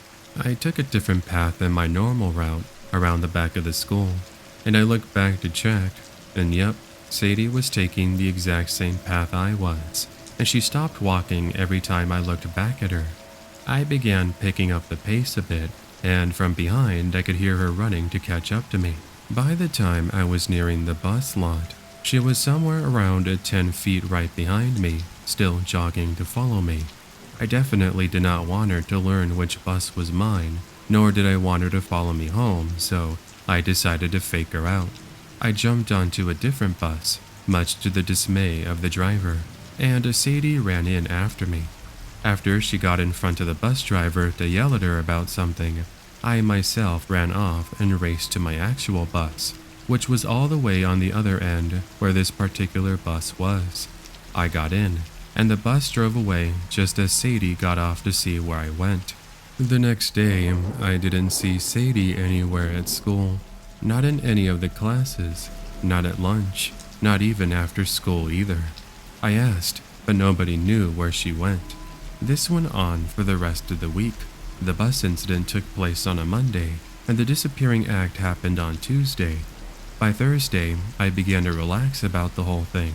I still didn't understand what Sadie was doing with the whole bus incident, but as long as she was gone, things felt okay. Until Friday afternoon came along. Like the last few days, Sadie wasn't there, so I was pretty relaxed for most of it. When the end of the school day came, I was about to walk out the front doors to the building when something stopped me. I had a horrible feeling in my stomach. It was telling me not to go outside. I had no idea where it came from, but I thought it was just my leftover anxiety playing tricks on me. So I headed out anyway, not still twisting. The middle school and high school were all part of one connecting path system, which means we all had hallways and walkways connecting both the main middle school and the main high school buildings, with one long sidewalk path out front. The parking lot where I had to walk to my bus was on the opposite end of this long sidewalk, which ran in front of both the middle school and in front of the high school. This can make for a pretty long walk, and the doors leading into the high school often flooded with students as they make for some pretty interesting obstacles. This would all come into play when this happened. I just walked down the outside stairs to the sidewalk when I saw someone run around a corner from the building. I looked over, and it was Sadie, looking as pissed as a rabid dog, full sprinting right towards me. I bolted, running faster than I ever had in my whole life, running off nothing but pure adrenaline and pure fear. Sadie was catching up quickly behind me, and all I could do was run and pray for help. I dodged between crowds of kids and just tried that to lose her somewhere in the masses, not caring at all if I bumped into people, only afraid that Sadie was still behind me. By the time I reached the buses, I didn't see her anywhere, so I stopped and nearly collapsed to catch my breath. I felt relief for only a second, until she popped out of nowhere from the side of the crowd and lunged at me. Sadie then grabbed me by the hair and backpack, swinging me around in a circle as I tried to get her off of me. She kept pulling and jerking so much, I felt my hair being ripped at some points too. But she kept going, and I screamed for help. I was kicking and punching blindly in Sadie's direction, but either nobody wanted to get involved or were too scared to break us up because there was nobody who came forward. Sadie then let go of my hair to reach for something behind her, and what happened next was only a miracle. My older brother was walking out of high school drinking a soda when he saw the scene and ran to help. He was the only one who knew about Sadie and recognized her when he had got into school in the mornings. He threw a soda at Sadie's head, which startled her enough to let go of me and drop whatever she was holding. I grabbed my brother, and we took off of the bus, making it just before it drove off. After we found a seat, I looked back outside. What I saw still gives me the chills. Sadie was on the ground, arms pinned by a teacher, and right on the ground next to her was an open hunting knife. I knew without a doubt that it was hers, because of that sound I heard when she dropped it earlier. Next Monday, I got called down to the office, where my brother was also waiting. We got pulled into the counselor's office, where there were 2 police officers waiting for us. Apparently, after we ran, a high school teacher saw Sadie picking up the weapon, and then apprehended her, while another person called the police. They got Sadie into interrogation, and now they needed to hear what happened from me. I practically broke down right then and there and told them everything. What Sadie did to me last year, what I almost did because of her torment, the bus incident the week prior, and what happened on the sidewalk. My brother then put his arms around me while I just sat there, nearly sobbing my words out in the process. The police and the counselor just sat there writing down what I said, but they looked on sympathetically. One of the officers even asked me if I would like to tell my parents so they could press charges. At this point, I just wanted everything to end about this horrible situation and for it to be done. So I just told them to do whatever they wanted. I just wanted this to stop. The counselor could tell I was already upset enough, so he sent me back to class. And me and my brother made a promise to never speak of this again. Sadie ended up getting into juvie for the rest of the school year, all the way until halfway through second semester of freshman year of high school. The school also had some changes to it. Police officers were now on duty during school hours in the middle and high schools. We had stricter policies with bullying, and kids could now stay with teachers before, during, after school also if they needed to. I never saw Sadie again after that, not even in passing. I later learned from one of her old friends that after senior year she dropped out to get her GED because the incident of her police record meant college was impossible. It's been over 9 years since that day on the sidewalk. I will admit, this is honestly not as bad as what other kids probably had to go through, but I still feel the trauma from that time in middle school, and especially from what Sadie did to me. After middle school, I had developed depression, severe social anxiety, and PTSD from the bullies. I can't fully blame the situation for everything, as maybe if I pushed a bit harder with the teachers and the principal, maybe this wouldn't have happened in the first place. But eventually things did end up getting better. I just wish I could go back to my 13-year-old self that had to endure all of that to say that everything was going to be okay. I am doing better now. I'm looking into therapy. I'm in university right now, and I cannot be prouder of how far I've come. So, to the psychopath of a bully that tormented me all those years ago and almost stabbed me, let's not meet again. This story goes back a few years ago, when I was a 17-year-old high school student. Every day I'd walk the 25 or 30-minute journey to and from school. There was a shortcut I could take home that took some time off of the walk, and as a nature lover, the shortcut was very enjoyable.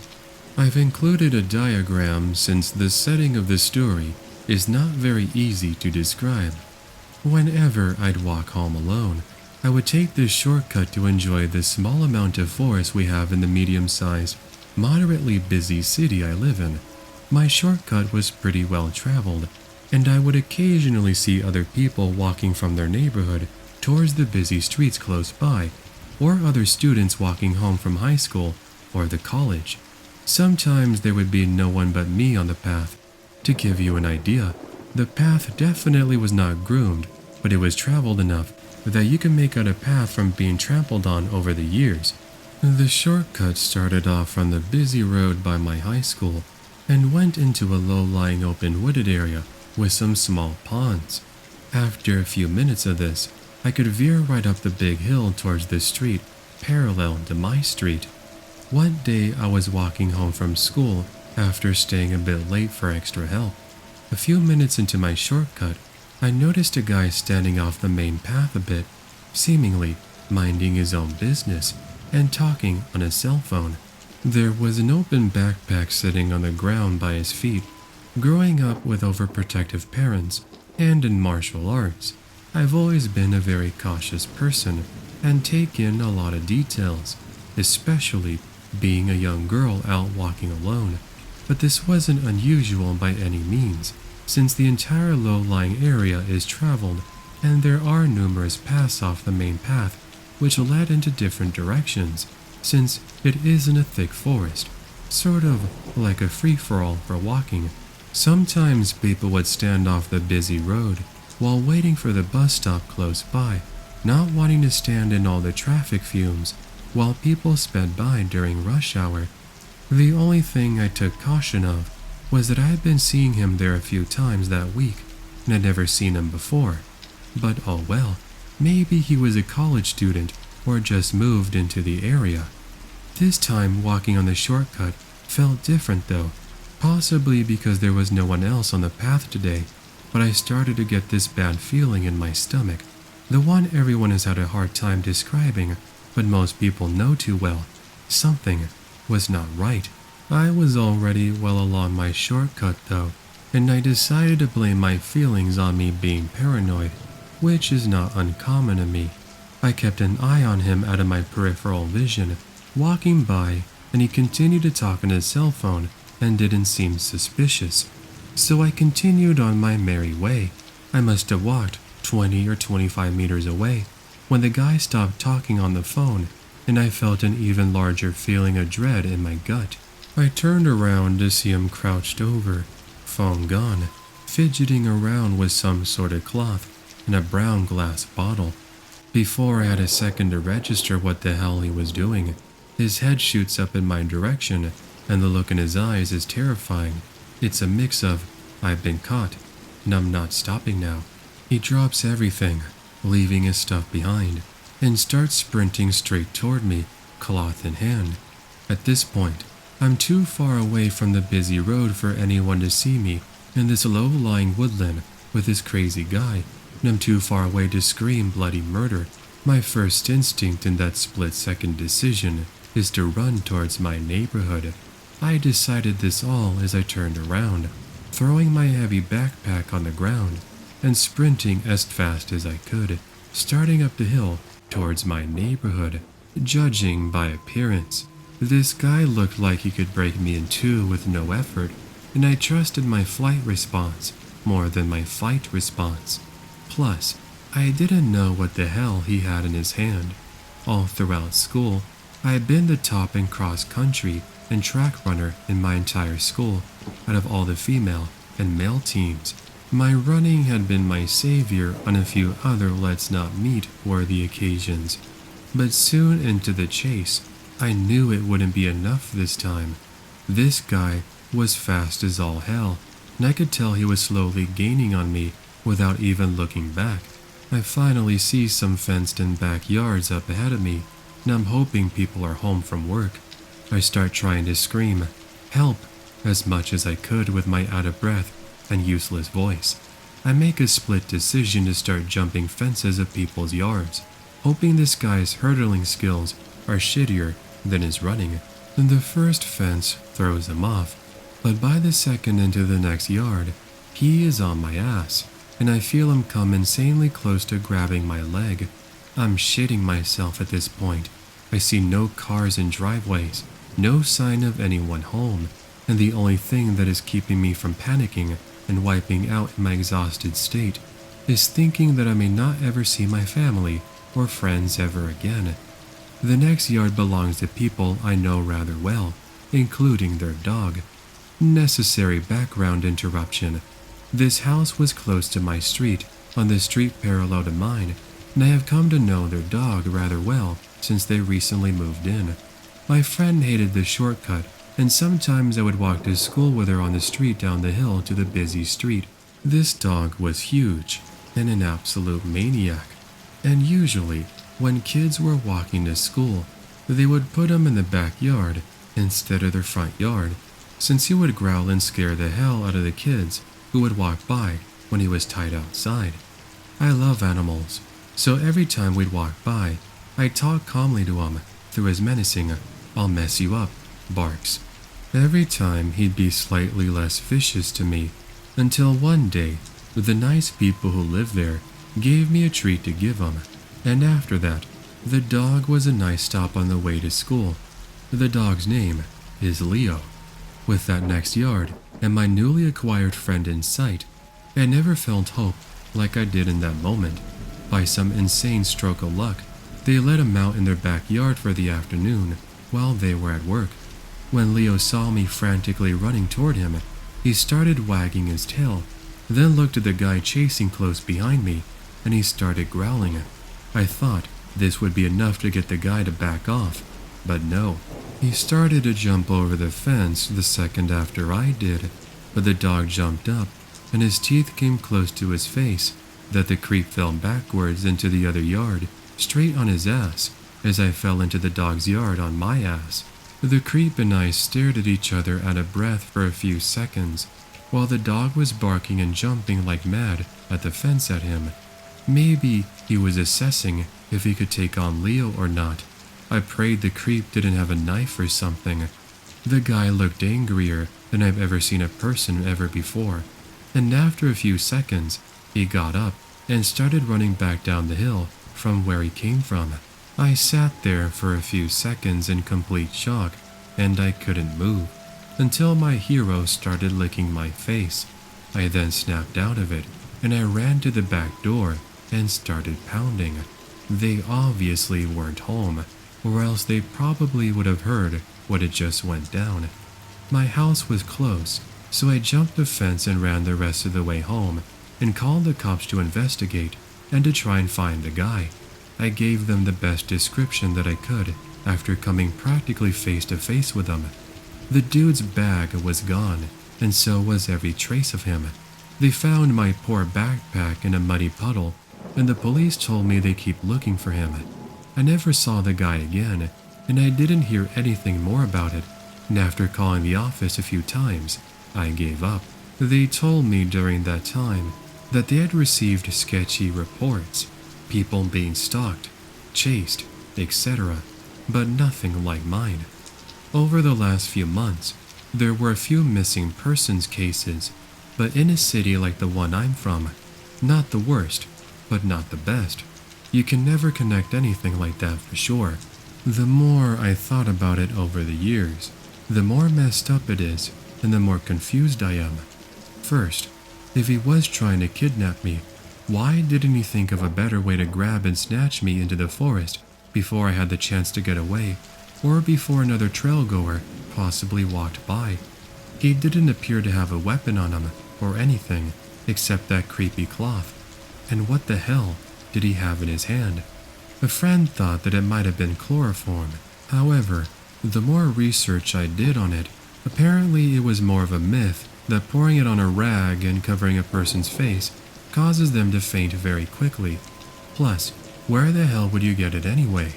Thanks to that asshole, I never walked the shortcut anymore without at least 2 friends, and pepper spray, or some sort of protection. So, sex trade kidnapper, amateur stalker, serial killer, or whatever the hell you are, let's never meet again. Leo got lots of extra lovings whenever I saw him. Reading these stories made me realize I've had quite a few creepy encounters with stalkers in my lifetime, but the one that really stands out is the one I'm about to share with you. One day during my freshman year in college, I get a random Facebook friend request from this girl. I tried seeing who she was, but everything was blocked. But from her profile picture in the thumbnail, it looked like a girl I just met in college. I didn't remember the girl's name I just met. I'm horrible with names. So I accept her friend request. I kid you not. Literally 5 seconds after I pressed accept, she starts private messaging me, saying stuff like, "Hi, my name. Do you remember me?" And thinking it is the other girl from college, I respond, "Yeah, we met yesterday, right? Our mutual friends?" And she goes, "No, from high school." I then look through her pictures and realize, oh shit, it's not the girl I met yesterday. Who is this? Well, she kept sending me message after message of how she would always see me in high school walking the halls with these specific friends, and how I always parked in this particular spot during senior year. She even mentioned the first few classes I had. She wasn't even in those classes at all. This got me a little weirded out, because she was right about all those details. I didn't even remember this girl at all. She started getting a bit defensive in her messages, saying things like, "And I waved at you, but you never saw me, and that upset me."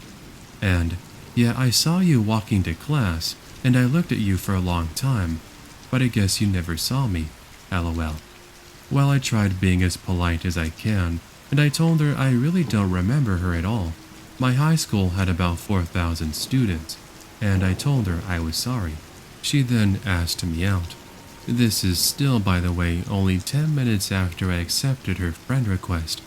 I declined politely, and she was trying every move to ask me out over and over to see if I would give in. I finally just turned off my computer and started doing my homework or something. Flash forward a year later, and I find out a friend of mine from elementary school is dating her. I found that strange, but didn't think anything of it, and actually calmed me down a bit, knowing she might get off my case. One day while I was sleeping at my house, I woke up to the doorbell. It's about 10:30 a.m., and I walk out of my bedroom to make sure it's not anybody I know, because I look like crap. But as my mom opens the door, there she is standing right there with my friend. I give my mom that look, but my mom, being polite and hospitable, invited them in. I'm thinking, great, now she knows where I live.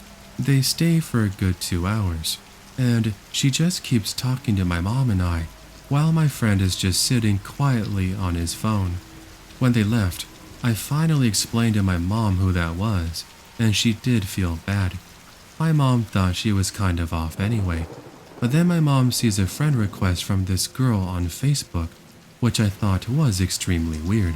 A few months later, I found out she breaks up with my friend, and she starts talking to me again about the whole breakup, and I really didn't care. What was weird is that she got my number somehow and started texting me. I talked to a friend about this, and he told me that this girl started talking to him too, and would ask about me and ask him if I want to date her. It was really weird, but I finally told her not yet again, and she went off about how the 3 therapists aren't going to be happy about this because I'm making a mistake rejecting such a great girl. Yeah, I'm pretty sure she hasn't stalked me in a while now. I mean, I haven't heard from her since. I've had friend requests on Facebook from her again, but that's about it. So today I would like to share one of the strangest and creepiest stories of my life, for your entertainment of course. In 2008, I was attending night school at CALC, Broadview and Danforth in Toronto, Canada, and one day I was about 40 minutes early for class, so I decided to go smoke a little joint I had on me.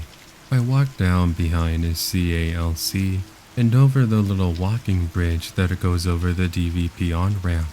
That's the highway that goes throughout the city, and I found a little area off of the main trail that goes out onto Riverdale Park, the big park on Broadview all you rappers shoot your skyline shots at for your videos. I lit my little joint and took some tokes. That's when an older Asian man in his late 50s/early 60s walked up to where I was chilling. I figured he was just out on a walk. He had a little grocery bag in his hand wrapped around something, and he smiled and nodded at me, and I used to be super friendly, so I smiled back. I decided to walk out of there and find somewhere else to smoke before class. As I walked down the trails, he began to follow me. I even started taking trails that made no sense, and I even went in a circle, but he still followed me. Now he was fiddling a lot with the bag in his hand. I walked back out to the main trail where there were people. It was only about 6 p.m. in June, and still very light outside, and he still followed me all the way down the trail out to the park. He seemed to lose interest in me, and then started looking at some flowers and stuff, so I walked out a bit further and finished my doobie. At this point, I thought he might be a cop or something, because at the time, I'm an in-shape 18-year-old male. I've got full punk gear, tattoos. I mean, people thought I was scary, and there were women walking alone on the small trails with headphones on, so why would he want to attack me? Either way, I was feeling uneasy. Once I was done smoking, I began to walk back up the trail towards the school. He started following me again, and as I sped up, he sped up as well. As I slowed down, he slowed down.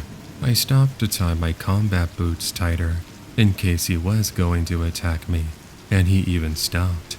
By now I'm back at the little walking bridge, and I see 2 random joggers stopping to take a break. I walk up to them pretending that I know them, but low-key I explain what's happening. They played along for me, and the guy went off into the wooded area. I decided to walk back over the bridge to class. The man never stopped staring at me from the forest as I walked over the bridge. I kept looking back as I walked on the cement path. It goes along the field behind the school. I was at least a solid 75 to 100 meters from the walking bridge, and he still wasn't in sight or following me. I figured he had finally screwed off, and I was good. So I took one last look back, very far from the bridge now, and I didn't see him. I put in my earbuds and started listening to music to calm me down. But within 30 seconds of listening to my music, it cut out due to a phone call from my girlfriend. When this happened, I suddenly heard footsteps close behind me, and so I spun around, only to see the same man who I thought was gone now just 5 feet behind me. I run up the stairs and I see my classmate at the time, Warren. I then throw off my bag and my studded jacket, and we get to fight if needed. He walks past us, up the path to Danforth, always looking at us. He walks back down the path towards us, stops, and looks at me and smiles. It was in a way that I felt sick to my stomach. It was as if he was smiling to let me know I was lucky that I got away from him. He had his hand in his grocery bag, and he was fiddling with something. He then took off behind the school, and he was gone. Needless to say, I reported it to the school in case he went after any of the other students. And my mom. By the way, I miss you every day, Mom. She thought it would calm me down to remind me that Jeffrey Dahmer liked to go after in-shape 18-year-old men. I didn't see him when I left school that night. But 2 weeks later, he was in the paper arrested for masturbating on the subway while holding a woman at knife point. He was wearing the same shirt in his mugshot that he was when he was following me.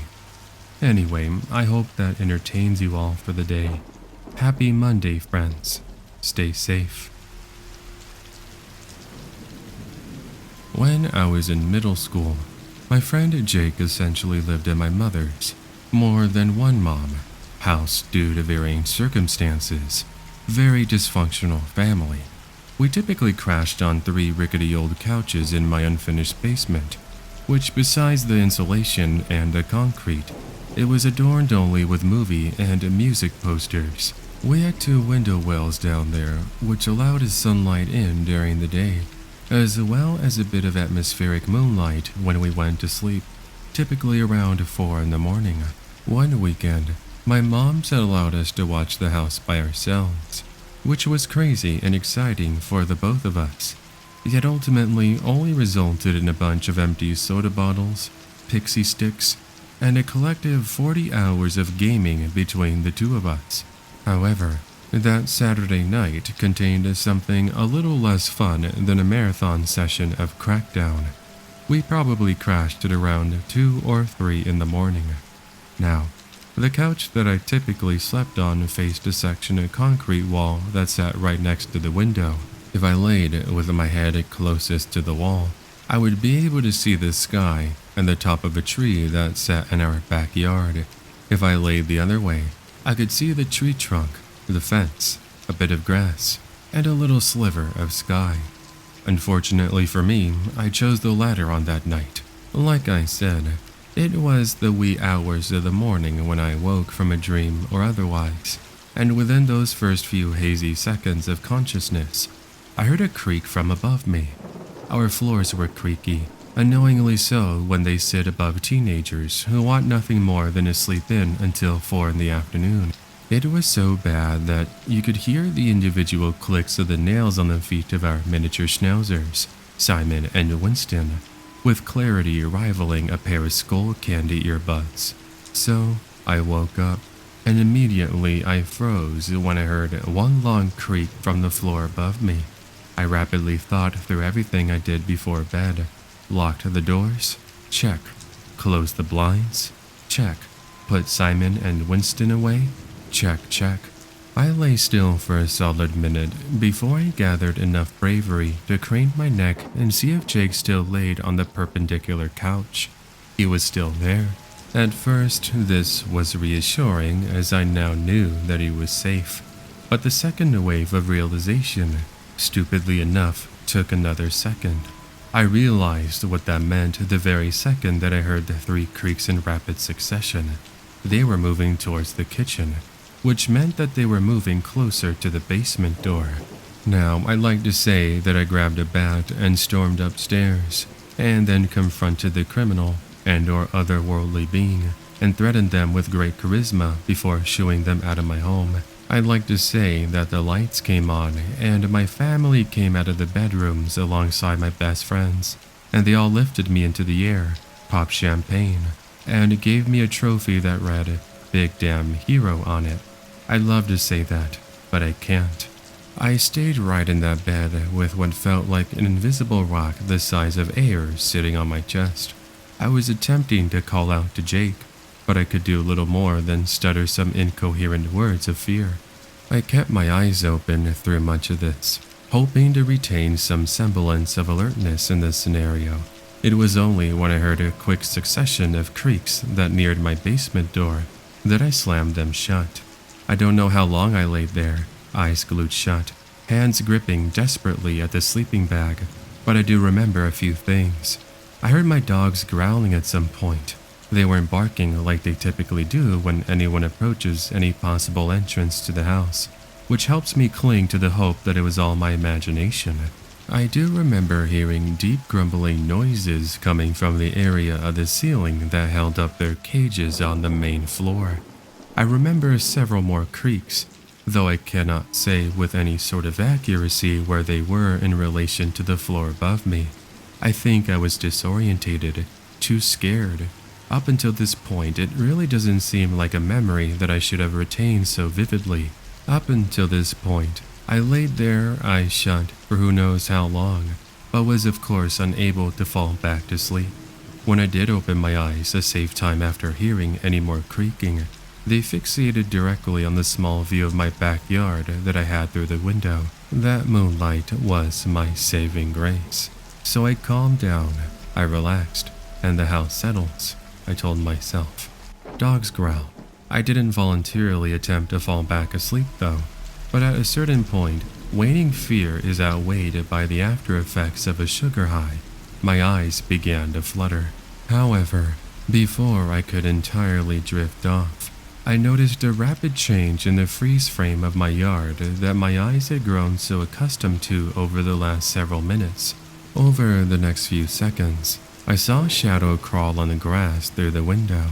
Now, I'm a skeptic, so I must say here that I'm sure that it was a person. That, however, is no less terrifying. Human beings have the potential to be the worst kind of monsters. Anyway, as I watched it, adrenaline flowing through my veins and teeth grinding down to gum, I swear on my treasured iPod that he or she looked over at me in my fortress of slumber and grinned. If I were any sort of artist, I could draw it for you all, seeing as that image is seared into my mind. It stopped only briefly before continuing on its way, and at some point exiting my frame of sight. I stayed still, alert, and awake until the sun rose. When it did, I woke Jake up. He wasn't happy about this, and I told them we were going to make pancakes.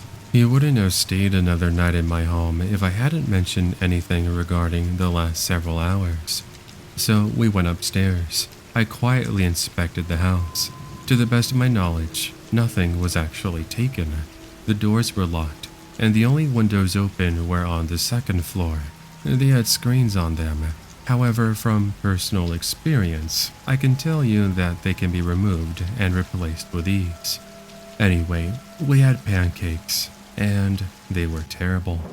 So that's about it. It all seems kind of silly now, but everything in hindsight tends to be.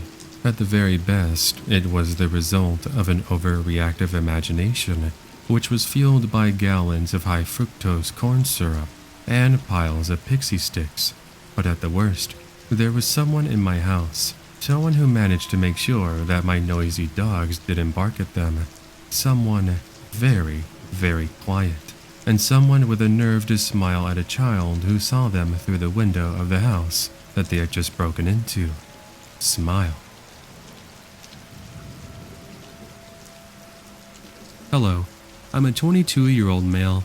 Before I tell you about my terrifying experience, this happened when I was still in high school. I went to New Albany High School. I graduated in May of 2019. I know that might shock you, but I loved high school so much. I cried when I got home after the graduation ceremony. It's around 15 to 20 minutes away from my home by car. I wanted to go to that high school since all my friends went there. Now I'll keep the school's nurse's name, my art teacher's name, the school's resource officer's name, and my girlfriend's name anonymous for privacy reasons. Oh, by the way, I was 18 when this happened. Anyway, let's get on to my story. It was 4th period, and I had art class for the 4th period in my senior year of high school. I loved painting and drawing. I sucked at it, but I didn't care. Art class was just so enjoyable for me. And my art teacher, who we're going to call Miss Lulu, was such an amazing teacher. She was my favorite out of all the other teachers there. Something about her reminded me of someone who passed away when I was in middle school. Anyway, one day while I was painting in art class, my nose suddenly began to bleed. This was very common for me. The reason for that is because of my allergies. It still happens to me to this day. It mostly happens in the wintertime and early spring. I told Miss Lulu about it, and she obviously understood. She let me go to the nurse's office, and the nurse in this story, we'll call her Miss Lily. I walked into the nurse's office, and I said hello to her. I told her about my bloody nose, and she let me in and gave me some tissues to hold in my right nostril while I was bleeding. Thankfully, the bleeding wasn't painful whatsoever. I could tell it was bleeding because it always felt cold whenever my nose bled. Anyway, around 7 minutes later, my nose stopped bleeding. I thanked Miss Lily and I began to walk out and get back to class. As I was walking out, however, the intercom came on, and I was expecting something like an announcement about a fire drill. At the time, the school hasn't had its monthly fire drill, but it wasn't about that monthly fire drill. It was something that nearly had me lose my balance. It was a pre-recorded message saying, and I quote, "Lockdown, lockdown, lockdown, get to a secure location, lockdown, etc." We were always told beforehand when we were about to have a lockdown drill. However, this wasn't a drill. I started to visibly shake, and I could hardly speak too. Miss Lily told me to come back in immediately. Miss Lily and another student who was in the office, and myself, went into the girls' section of the nurse's office, and we hid in the small girls' restroom that was in the girls' section of that office. A few seconds after we entered the bathroom, we could hear students running and screaming. I started to cry, and I had a panic attack. One thing about me is that I have autism, and I get nervous or scared very easily. Miss Lily told me to calm down and that everything was going to be okay.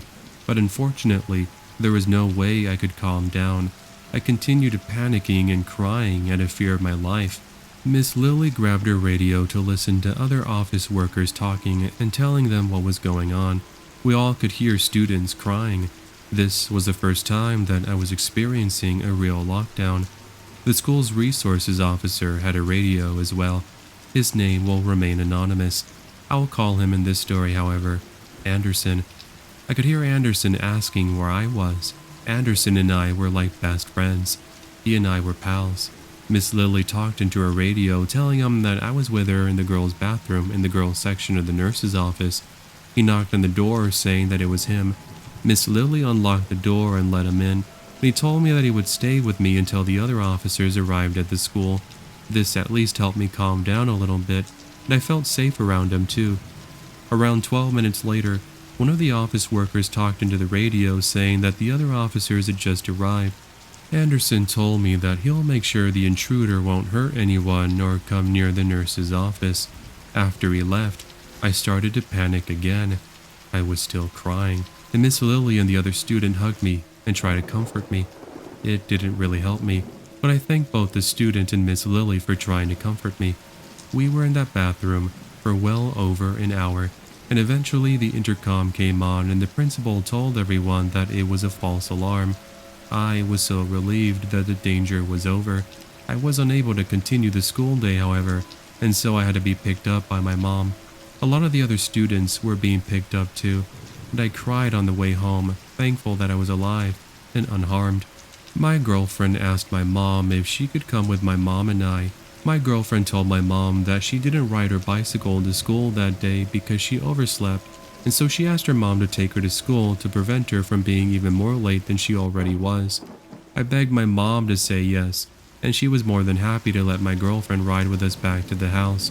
My girlfriend called her mom about the situation, and her mom understood and asked if she could spend the night with me. She said yes, and I thanked her mom over the phone. When we got home, I went straight to my room, and my girlfriend asked my mom if she could give us some private time, and my mom asked why. I saw my girlfriend whisper into my mom's ear. My mom whispered back to her and said, "Okay." My girlfriend comforted me, and I felt so much more relaxed now, although admittedly I still had some anxiety from what was such a scary lockdown. Anyway, before we knew it, the sun was now down, and my mom brought in an air mattress for my girlfriend to sleep on. I insisted to my girlfriend that she could take the bed and that I'll sleep on the couch. She said that she didn't mind sleeping on the floor next to my bed. My mom turned off the light in my room after the air mattress was fully inflated. I handed my girlfriend the extra blanket and a pillow, and she covered up, and we told each other good night as we kissed. I fell asleep pretty quickly, and I had a terrifying nightmare about the lockdown. In my dream, the school was on lockdown. This time, though, there was an actual shooter. I heard gunshot after gunshot, and I heard the school's resource officer yelling at the man to drop the gun. The man ignored Anderson's commands and shot him dead. The shooter then came into the nurse's office and opened the bathroom door with brute force. Before I knew it, I was awake in tears. My girlfriend was standing next to my bed with a worried look on her face. She asked me why I was crying, and I told her about my very scary nightmare. She then told me to move over so that she could lay with me. I told her that I would be fine, but she insisted on laying in the bed with me. She then gently moved her hand on my hand as if she was petting a dog. This quickly made me feel better. We hugged and fell asleep. When we woke up, it was 11 a.m. I panicked because we were over 3 hours late for school. My mom came into the room after hearing that we were going to be late. My mom told me that she called the school and said that I won't be able to go for a couple of weeks. I then calmed down, and my girlfriend told her mom about this, and she was okay with her staying with me for a while. Not long after we woke up, the school called and explained that a substitute teacher was trying to call the office the day before, but accidentally dialed the secret code for the brand new lockdown alarm system in the school. There was never any danger. Now, I don't know if I would have been able to recover from the incident without my girlfriend. I'm so thankful that there was no danger to the school that day. When I felt better, I would go back to school, and ever since that lockdown, I had the fear of shooters robbing people in public. I still am to this day, but I didn't let that stop me from getting a job. Not long after I got a job, life slowly began to return to how it used to be before the lockdown happened. Who knows what would have happened had there actually been a school shooter that day. I don't think I would have been alive because of how scared and noisy I was from crying. Thankfully, I haven't experienced anything like this ever again. So that was the last story for today's episode. If this was the first time you joined us, then do consider subscribing and hitting that notification bell. That way you'll be notified of all the future uploads coming here to the channel. Also, make sure to leave a like rating if you enjoyed it, and leave a comment telling me what you all thought. Also, if you yourself have a scary story that you'd like to share, then send it in with my user submissions email, which appears on screen on my videos. tcfnarrations@gmail.com. Now, if you're looking for more of the Creepy Fox, then check out all the other videos I got on my channel. There's so much narration content that I'm sure you're going to enjoy. I've also got some exclusive Scary Stories narration episodes. If you'd like to listen to those, then for as little as $2 a month, you can become a Creepy Fox channel member and gain access to 10+ hours of extra additional content. I also got some cool merch which is featured down below. There's shirts, stickers, sweaters, coffee mugs, you name it. I got a lot of things that you might like, so check it out, see if you might find something on the Creepy Fox shop. Lastly, it's not something I really talk about or mention, but I wanted to go ahead and plug my other social media. If you wanted to follow me on my Instagram, I'm pretty active there. It's at the Creepy Fox Official. You can see the name on the bottom right of all my videos. I like to post videos of my pets, specifically my dog and my birds, so if you're somebody that likes animals, then give me a follow and check out my stories. I'm always posting daily. Anyway, that is gonna go ahead and do it for today. Thank you so much everyone for watching today, and I'll go ahead and catch you all on the next episode. Until then, take care and have yourself an amazing day.